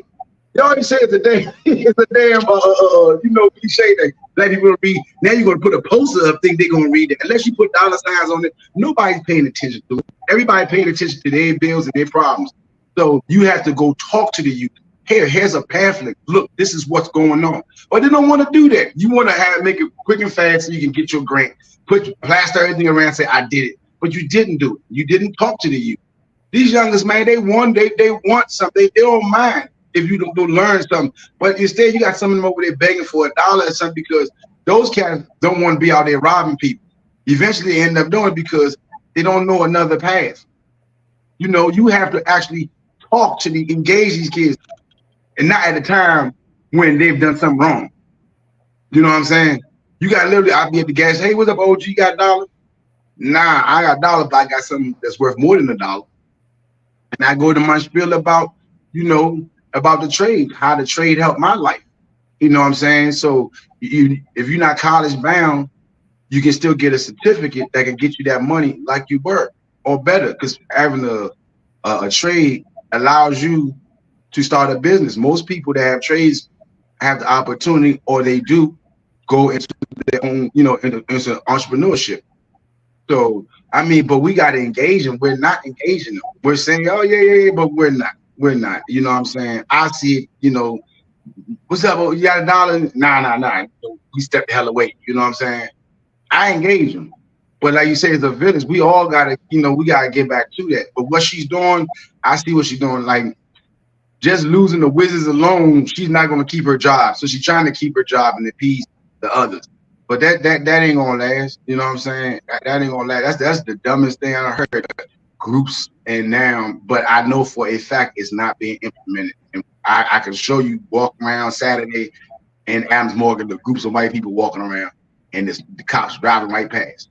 But it's meant for our youth. You know, unfortunately, I was a victim last year of a carjacking. You know, well, as DC police called it, a hop in. You know, how the hell you steal my car? It's not a jack. It's called a hop in because he have a weapon. Dumb as hell, but that's what they considered. They downgrade. I was a victim of that. And the younger that did, I say, look like no more than 16, 17, but a bunch of other little kids in another car behind him pulled up behind me. You know, luckily I drive a decent car and they was able to call. I call the cops and the company BMW shut the car down and all that. But everybody's not fortunate for that. You know what I mean? It's fortunate. These kids got nothing to do. They need to be something. What happened to all the summer youth programs? What happened to all of that? You know what I'm saying? They used to be so much when I was coming up. You know, that like I say, I got my first job at, I think I was 16. It took a while just for me to get a job. I was having issues back then. But then, you know, the more I searched, and, you know, I thank God for Mayor Barry. My first job was the DC Summer Youth Program. I was working at Truesdale Elementary, building engineer. I went right around my way. You know what I'm saying? What happened to those programs? Are they still around? And who's pushing them? Well, I agree with so much of what you said. The unfortunate part is, like, with the programs, they put in these programs in certain areas, and some of these guys are not going to those areas. I was talking to one of my hood sons. He said, Mom, I told him I can't go over there. I could lose my life going there. So we have to create a safe space within our own community. Because they're not going to these places. He was in a program called Power. He was like, I couldn't go. Yeah, I remember that. Yeah, he said, I couldn't go over there, Mom. He said, because I'm going to lose my life. They know where I'm from. So we have to create a safe space within our own community. Stop sending them over there. And it's a lot of programs, because I've been told a lot of people about, you know, programs in general. So it's really hard out here, and we could send them to these programs, but we got to make sure that these programs are implementing mental health services. And a lot of them youngins are not walking in the buildings that they got out there. I keep telling people that, nah, because they're going to be, their boys go, oh man, you crazy, you know, stuff like that. So we got to create an environment where they can walk in and, you know, it's not known to be for people who have mental health issues, but it's available to them. It's something I want to add on to Bucal and Lady B. Here's also another thing that I discovered too. Within the wide range of the population is because you have individuals, young elders. She's a graduate from Compton State, and she said one thing is this: we got to also reach those individuals that they don't want to do a trade. Because some people are not necessarily, it's not necessarily to say that it's a bad thing. For me, I'm going to be honest with you. You're not going to see me do a trade because that's not my interest. Me, I like what I'm doing. I like film. I like acting. I like podcasting. I like, you know, I like screenwriting. I like, you know, I like those things. So now you got to be able to tap into their ingenuity to also see what it is that they like, because everybody ain't going to be a bricklayer. Everybody ain't gonna be a, you know, a flagger or a flight attendant or things like that. And then if you take it back historically, right? If you take it back historically, you got to think about music, the arts. And I have always said this from the jump. Arts is who we are as a people of color. We're music. We're innovative. We're, you know, we got to be able to tap into that too. The dancing, the, you know, the expression, the writing, the singing, the, you know, the acting piece, because these are also elements too. And believe it or not, arts is actually a way of healing. I use arts for a way of healing. I started something called, you know, social media for social change, right? You can be expressive in drama. When you act out, you can actually put a song together and write about the good, bad, ugly, and indifferent, with the things that you have experienced in life. You can put that into a song. You can put that into acting. You can, do skits, do monologues, do things, so that's something that we also got to appeal to as well, because the programs, they're good. I'm not knocking the programs, and I'm not knocking the trades, because there's some people that I know, they making one of the young individuals I know, he's daggone there making like $85 an hour, and all he's doing is painting bricks. But he went through the apprenticeship program and he got his certification and he can lay bricks. You know what I'm saying? So, but he's doing pretty good. But when you just think, from this, and that's why I support you, Lady B, is because here's the thing: you can get a person a job, you can get them a trade. How do they function mentally? How do they function mentally? Because you can be mentally, you can have the physical money, but do you have the mental mindset to be able to maintain it? You know what I'm saying? Do you have the mindset to be able to function in a society? You come from impoverished communities. You know what I'm saying? You have individuals that's dealing with certain things, how they see certain things, how they cope with certain things, how they, if they're going through various things. Me, I don't like flashing lights, right? I just don't. It triggers. It triggers. So you have that dynamic where you have people that they're dealing with multiple layers. You get them the job, you get them a place. One of the things they just did happened a month ago. They had somebody that they had pulled from up under the bridge, put them in a house, right? That lived up there by K Street. But this individual jumped off the balcony, put them in a place, was in a place paid for, but they didn't have the mental health support services. They didn't have nobody say, okay, yeah, we took you from up under the bridge, we put you in a house, but how do they function mentally? You know what I'm saying? And I talked to DBA and all of them. I'm like, yo, what are you doing here? You pull them up from up under the bridge from living in tent, but you put them in a place, but you didn't think common sense to assign them a caseworker to make sure that they had that they were getting mental health support services. So you said, well, we gave them a house. A house don't mean nothing. You got to be able to function. And then when you get a worker, then we got to make sure that when you get a mental health worker, that number one, it is culturally appropriate. Let's just keep it a being. We need workers that look like us, that talk like us, that are English speaking, not taking shots, but it is what it is, because we have this dynamic that plays an issue. You don't speak fluent English, there's no way in the world you're going to be. And then when you get a worker, you got to make sure, I need the worker to make sure that he or she is consistent. Don't reach out to the client once, and then 2-3 months go by, you ain't hear from nobody, and then out of the thin blue air, they hit you back, and you like, yeah, I've been here. So we got that dynamic too. Yep. I don't really think that we need to push that as well, that we get more cultural appropriate individuals involved with mental health. Because I'm gonna be honest with you. I'm not going to see anybody that's a counselor and they not like me. If they don't look like me, I'm sorry. I'm just okay. What are we here for? That because we need representation. We need cultural appropriate representation when it comes to the mental health community, because we need English speaking. We need somebody. We need. And even Kenny, you saying English speaking, but you're right, because it's a language barrier that they got to get through, and not only English, but like you said, people like you.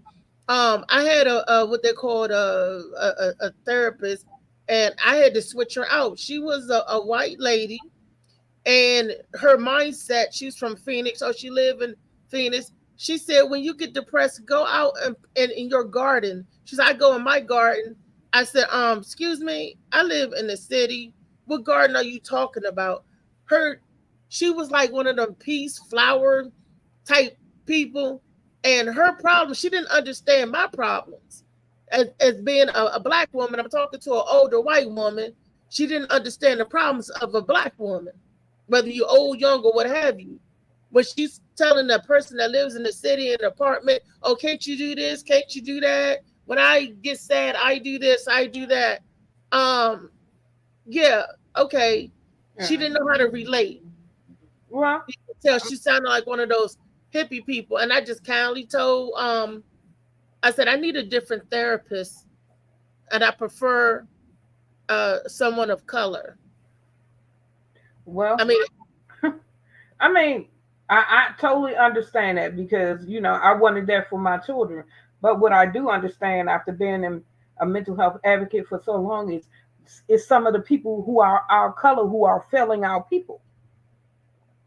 Like he said, there's no consistency. They writing notes, but they're not doing the work. They're not showing up. Community support worker. Show up at the door. You ain't heard from your client. You're supposed to go see about them. So that's Sure. one of the problems. They're not being held accountable. They writing these notes, which is against the law. And they could lose their license. Writing these notes, not making the phone calls, not doing the work. But they steady getting paid. And we got them, especially, I know about Ward 8. They got them all around Ward 8, and they failing our people. Just like that man who recently got killed on South Capitol Street. They said they talked to him for 2 hours or whatever. They got him in an ambulance. Now, if you're trained, I know that if we finally get him calm enough to get him in the ambulance, then we should have him strapped in.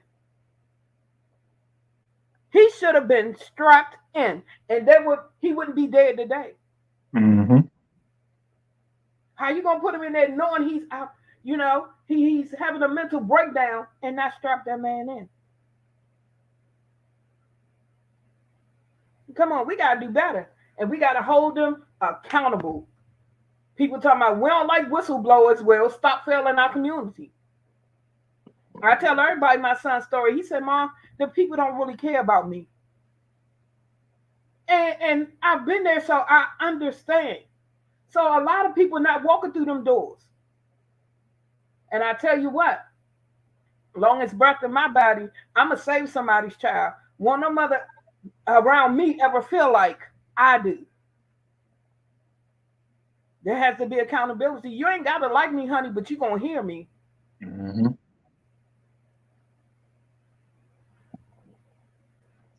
Yeah, this is what true change is all about. When you care, you put yourself in the same position as that individual being. You get what I'm saying? And that's the part that's missing. Same way how they mistreat our brothers over at the shelter. Kiani was there, they looking at us like, oh, and giving them just some stale bread. Mm-hmm. I'm like, oh, pause. What in the heck is we doing here? Mm-hmm. They don't What is it? What is it? I'm going to give. I've been raised by this, like by the OGs, that if you're gonna help somebody, you're gonna give them something that you would want. Me, I'm not giving nobody no stale bread and just putting some bologna on bread, and they don't. No, we're not doing that. We're gonna give them, if I eat a BLT, that means you're gonna get a sandwich with some lettuce, tomato, some ranch dressing, you know what I mean? You're gonna get some chips, you're gonna get some fruit, you know what I mean? You're gonna get apple, you're gonna get an orange, you're gonna get a banana, you're gonna get some Lay's potato chips, you know what I mean? You're gonna get something with dignity. Why? Because that's what's missing. You know what I'm saying? That's that dignity. I keep telling people a lot of what we're talking about is about humanism, putting the humanity in humankind, seeing people as the people that they are. You know, that's why I say, you know, that's my saying. We the people. We are all we got. We when these systems fail our people, because they fail our people. We know these systems are failing our people. So we got to be the ones that pull up and say, you know what? I bet this is what we're going to do to help make this change. When those brothers, and I use this as an example because it's about the closest example that I ever know. But if I get a call, hey, Keon, look, these guys ain't. Okay. You say, okay, well, what we doing? What caterer we gonna call? What restaurant we reaching out to? What is it? Because we can't wait for the council person to follow up with an email. We can't wait for a mayor or all that. We have got to become the change, and we got to step up to the plate, and we got to show the love and dignity amongst our people, because we are the change that we want to see in our community. All right, shades of blue. Let's talk about it. She's been waiting for this. This is the moment. No, this is we're not talking about it. This is the marker to let us know that the show is getting ready to come to an end. This is where I would go around and let everybody plug what they're doing and all that stuff. So isn't that so much? But we're gonna have a special show for this book. We will. Gotcha. We will.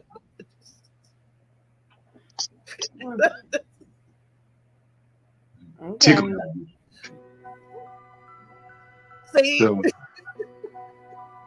what do we do?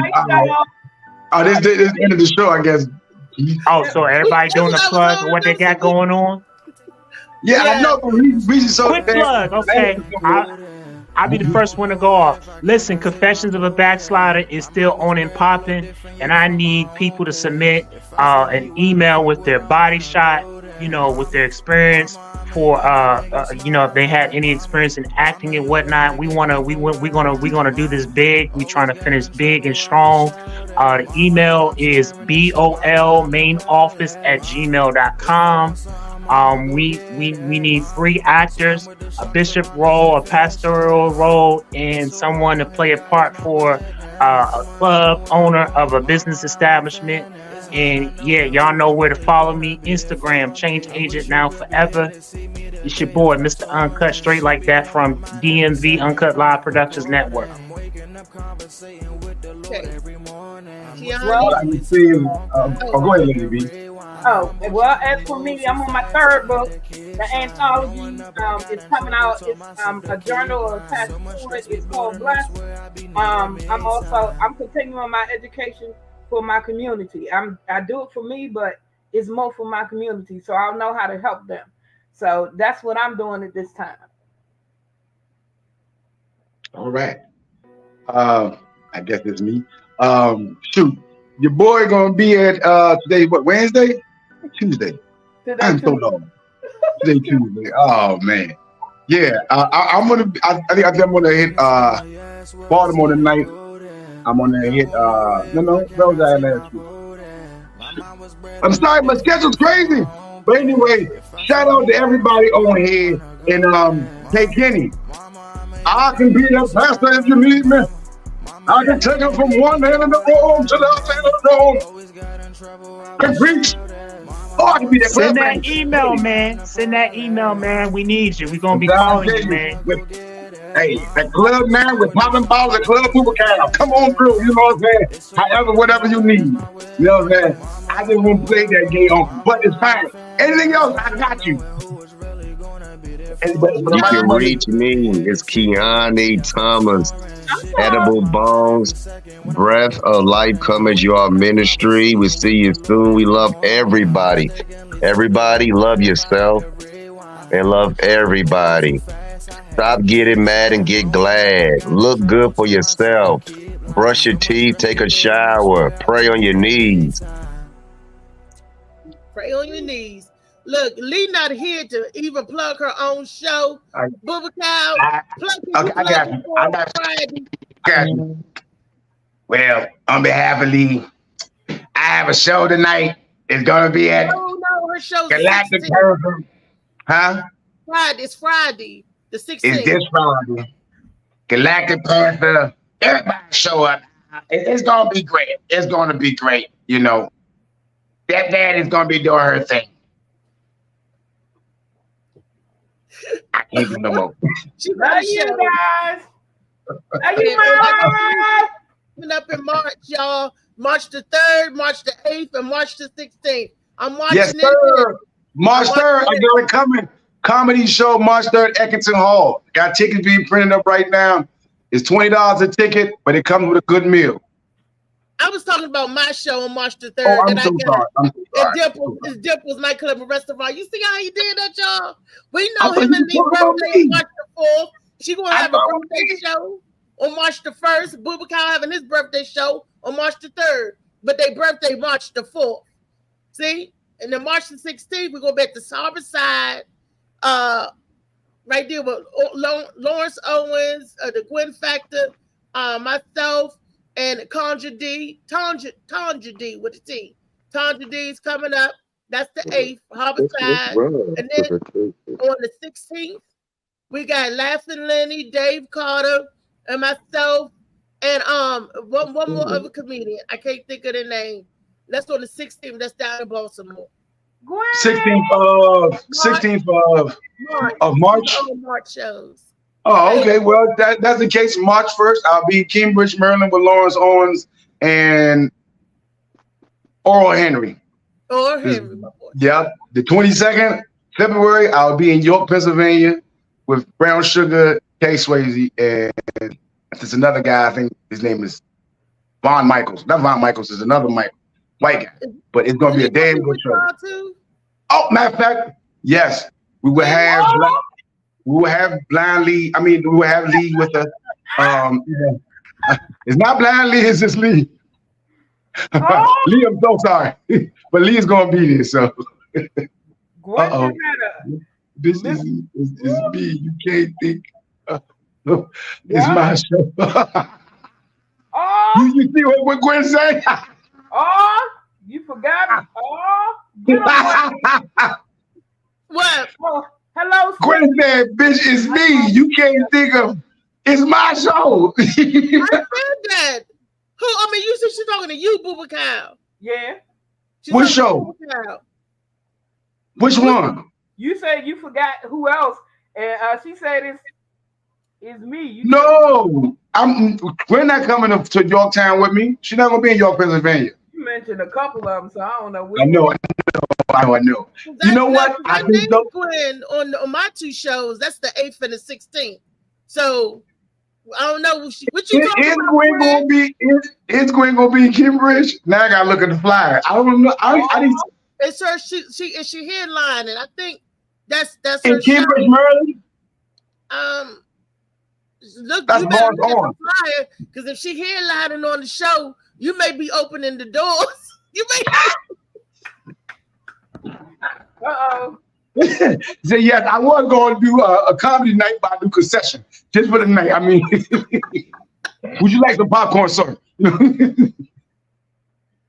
But I don't know. But I think that was you. I think that was there because I don't know. York, Pennsylvania, Gwen is not going to be there. I know for a fact my show. Hopefully, Gwen do be there. But I didn't announce anybody besides Tommy a few people. No, but Gwen, she said March 8th. I told them it was your show, March 8th, Homicide. What you talking about, Gwen? I said Tanja D on March 8th, Lawrence Owens, Tanja D, and myself, and we know Gwen Factor hosting. Molly, pull up the flyer if you could.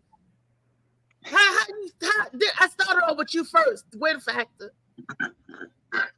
Gwen is not having that. I would not be forgotten. You wasn't in here from the beginning listening. Because I said the Gwen Factor. See, I didn't even say on. There we go. That's the 3rd. And then the other video. Hey, that's my man JP.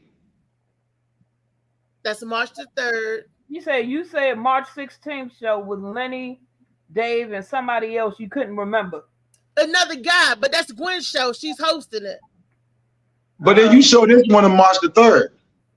March the 3rd. Well, it's 3 of them all together. It's March the 3rd, the 8th, and the 16th. We just showed them in chronological order. She said she heard everything. Don't play with that. You didn't hear everything happen. Then why ain't you on the show, damn it? Typing in sooner. Because I had to do something else. I'm trying to get my brain. I know. But those I got twin factors, they're all on the posters. Everything. Look, Gwen, don't be coming on my show trying to upset.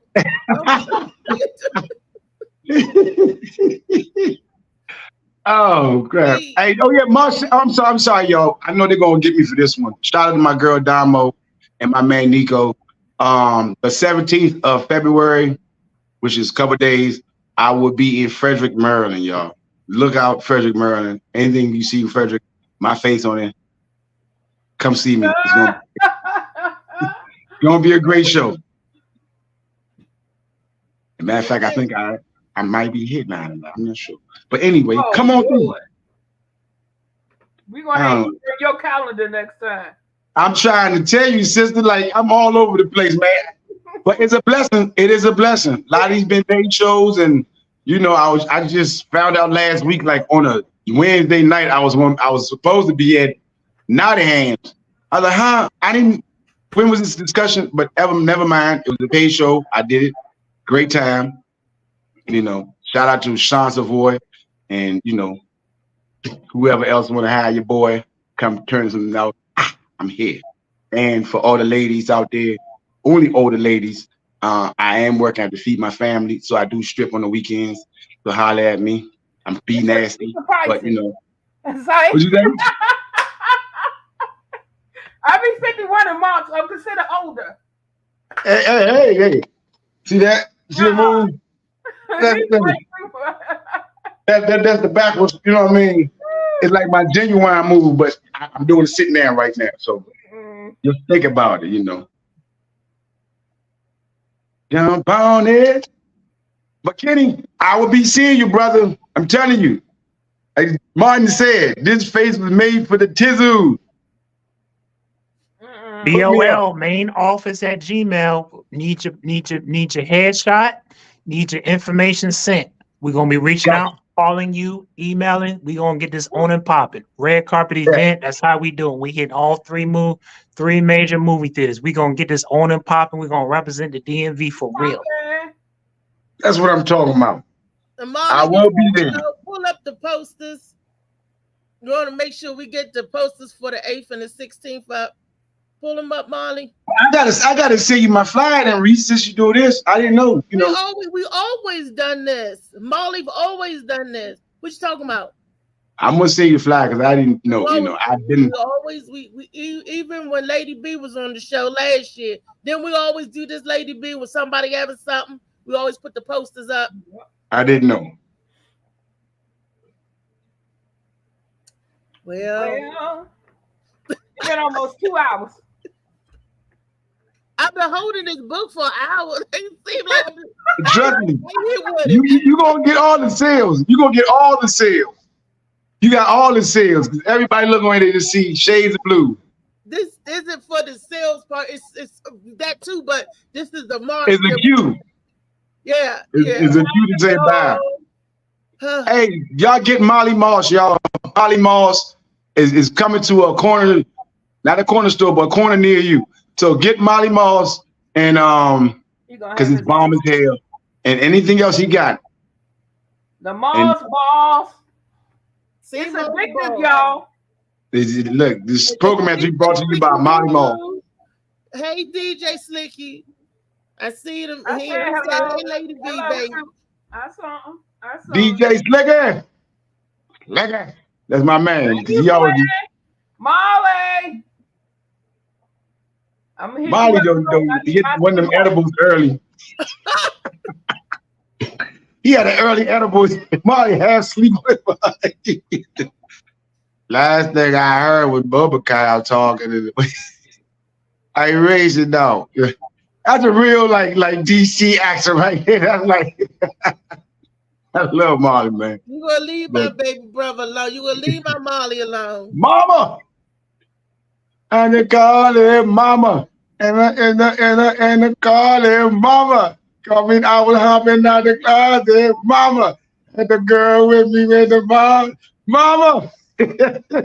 Oh Lord, it's time to God go. damn, hey, Molly has checked out. He has checked all the way out. Because normally we hear the song. Having technical difficulties. That's what we do sometimes. See, Oh, it's That's all good. This Black Show. Oh, there you go. Hold up. If you got that one, you should have the one that with me on that joint. There's another one just like that. Yeah, it must be all Lawrence type shows. Like we do these posters. Okay, I see y'all. Look at out there, looking all 19-ish and thick. Young thick thing with that brown wig. that's the 8th show where Lawrence Owens, Tanja D, and myself and Gwen Factor's hosting. It's just those The Harborside Hotel, right? That's right there off of Harborside. That's right. Y'all get your tickets. That is 414. the night. That's the weekend of love and romance. Then when you go on Eventbrite, you got to see the ticket for Friday. Saturday, Christopher Williams gonna be in the house. Woo! So that Oh, is- wow. And I'll make sure I be there with my knife. They can stab him in the hand again and revive us. It is Sunday. They're having a banquet Pretty nigga. and a fashion show, I do believe. Oh, nice. Yes, it's a weekend of festivities. Yes. it But you is. for real, Christopher Williams gonna be there?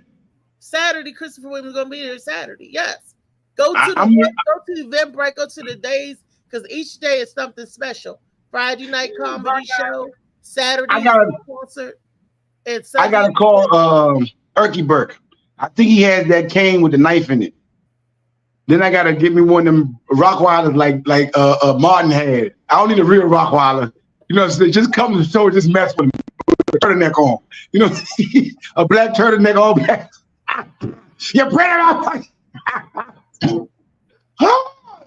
Shout out to Wesley Snipes and the whole New Jack City crew, man. That was woo. Yeah, I think I might show up just to that show to see Christopher Williams dressed up like Nino Brown with a cane in my hand. It turns to a knife. The Erky Brick got one of them jumps. What are you texting them? No, the Erky Burke, and then the show on the 16th. That's Gwen's hosting that one as well. Is Laughing Lenny, David Carter, and Tony Spoon, and Sean Miller, and myself. That's. I get what's the fight. It's not a that's fight. the 16th. What? What? Who was I that? don't know. Molly pulled something up. Oh, Oh, okay. There you go. Oh, okay. Good God Almighty. That sound like Lily. Good God Almighty. Somebody said on them, good God. You know, it was crazy. Kevin Anthony.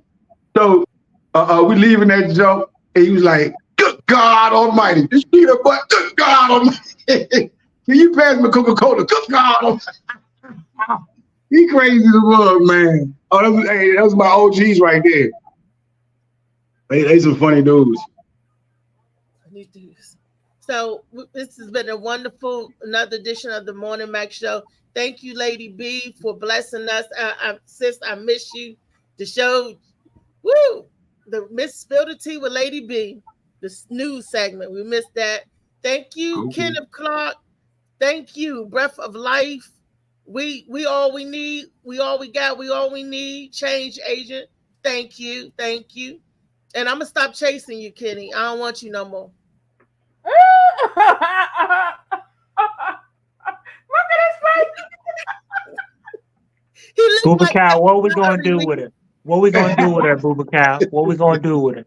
Love you, Gwen. I don't know, but I told you she'd be fronting anyway, brother. You get Reese in the corner by yourself, Reese gonna get stiff as a mug. She gonna that's I told you. We were right about that. Reese do have a second book coming. It's called Blue Balls and Sensation. That's what she gonna get me. A much That's deeper not what voice. she gonna get me. The Reese do not partake in none of that stuff, so don't let her fool you with all that nasty talk stuff. I done He's heard a some D. stories. He's abusive. Huh? She might beat your ass. No, that I believe you. Reese is violent. I've seen it, like it's a violent streak come out of her. I said something one day and I never forget it because I've been traumatized by it. She said, Boo cow, don't let me what? Don't let me put my foot up your ass. And I'm missing the toe, so you're gonna go right up your ass. And I was like, what in the prison situation? I don't know what Reese talking about her toe fitting. And then why do you think your whole rest of your foot with 9 toes will fit up my ass? I just don't. What is like? I don't know. Reese. I say, what you heard something about me, Reese? Okay, Gwen just in. She said the fashion show will be Friday after the comedy show, and she said and Saturday, Christopher Williams will be doing. She said he's gonna be there Friday and Saturday. Okay. Oh, it's time to go. Don't wake me, 'cause I'm dreaming. Ooh, come on, Niecy. God, I'm thinking about you. If I'm dreaming, just let me sleep. Don't wake me up till my dream is complete. If I'm dreaming, leave me alone. Don't wake me up. You've been around Erky Burke too much because he called me Niecy. Because he called me his niece. You keep calling me Niecy. Hey, Reese, Niecy, hey, it's all love. I say it. Hey, I knew another Niecy, but that would get me in trouble. So I'm gonna continue with Reese. That's my nickname too. That's what my family call me, Niecy. Niecy. Oh, okay. Her niece, yep, Niecy. See? Reese and Niecy. Sound like I don't know, like a show coming up with both of y'all, just Reese and Niecy on the weekends, talking about what happened, recap of the weekend. Yeah, how y'all hang with Taylor Swift and all of them. And Kenny, I used to call him my boo, but now he was my boo-hoo. So, damn. You buck on Hawk Kenny, I'm gonna have to beat you up. Mm-hmm. When the people call you boo-boo, that means you're a mistake, right? No, I said boo-hoo. I think they're boo-boo. Oh, okay, I'm about to say yeah. He started saying boo, boo. And I'm like, I thought it was your boo. He started booing me. He started booing me. Gwen said, keep your podcast day job of talking, not singing. Look here, Golden Afro. Okay, keep your franchise of chicken stores and leave me alone, Golden Afro. Come on. You know what I'm saying, Gwen? I ain't gonna mess with you, Gwen. I ain't gonna mess with you. Franchise of chicken store. It does look like a golden microphone, but never mind. I love her afro. I know, I can tell, but no, I'm just saying. I like the little afro too. I don't have no afro. Well, you got an afro. It's not a fro, but it's just you get the fro when you grow up a couple more inches. You got the ass. You got a nice ass. I like your ass. I want the fro. I'm gonna keep that. Kenny, they making my ass but cut up. Get my rescue in hella, Kenny. Kenny, I need my rescue in hella. I can't save you on this one. Hey, I can't do nothing for you, man. Al quits. Keep it up. You gonna know this? The golden. Oh Lord. Get him, Gwen. We out. Y'all read what Gwen said. Raising the book again. Hey, the girl with the golden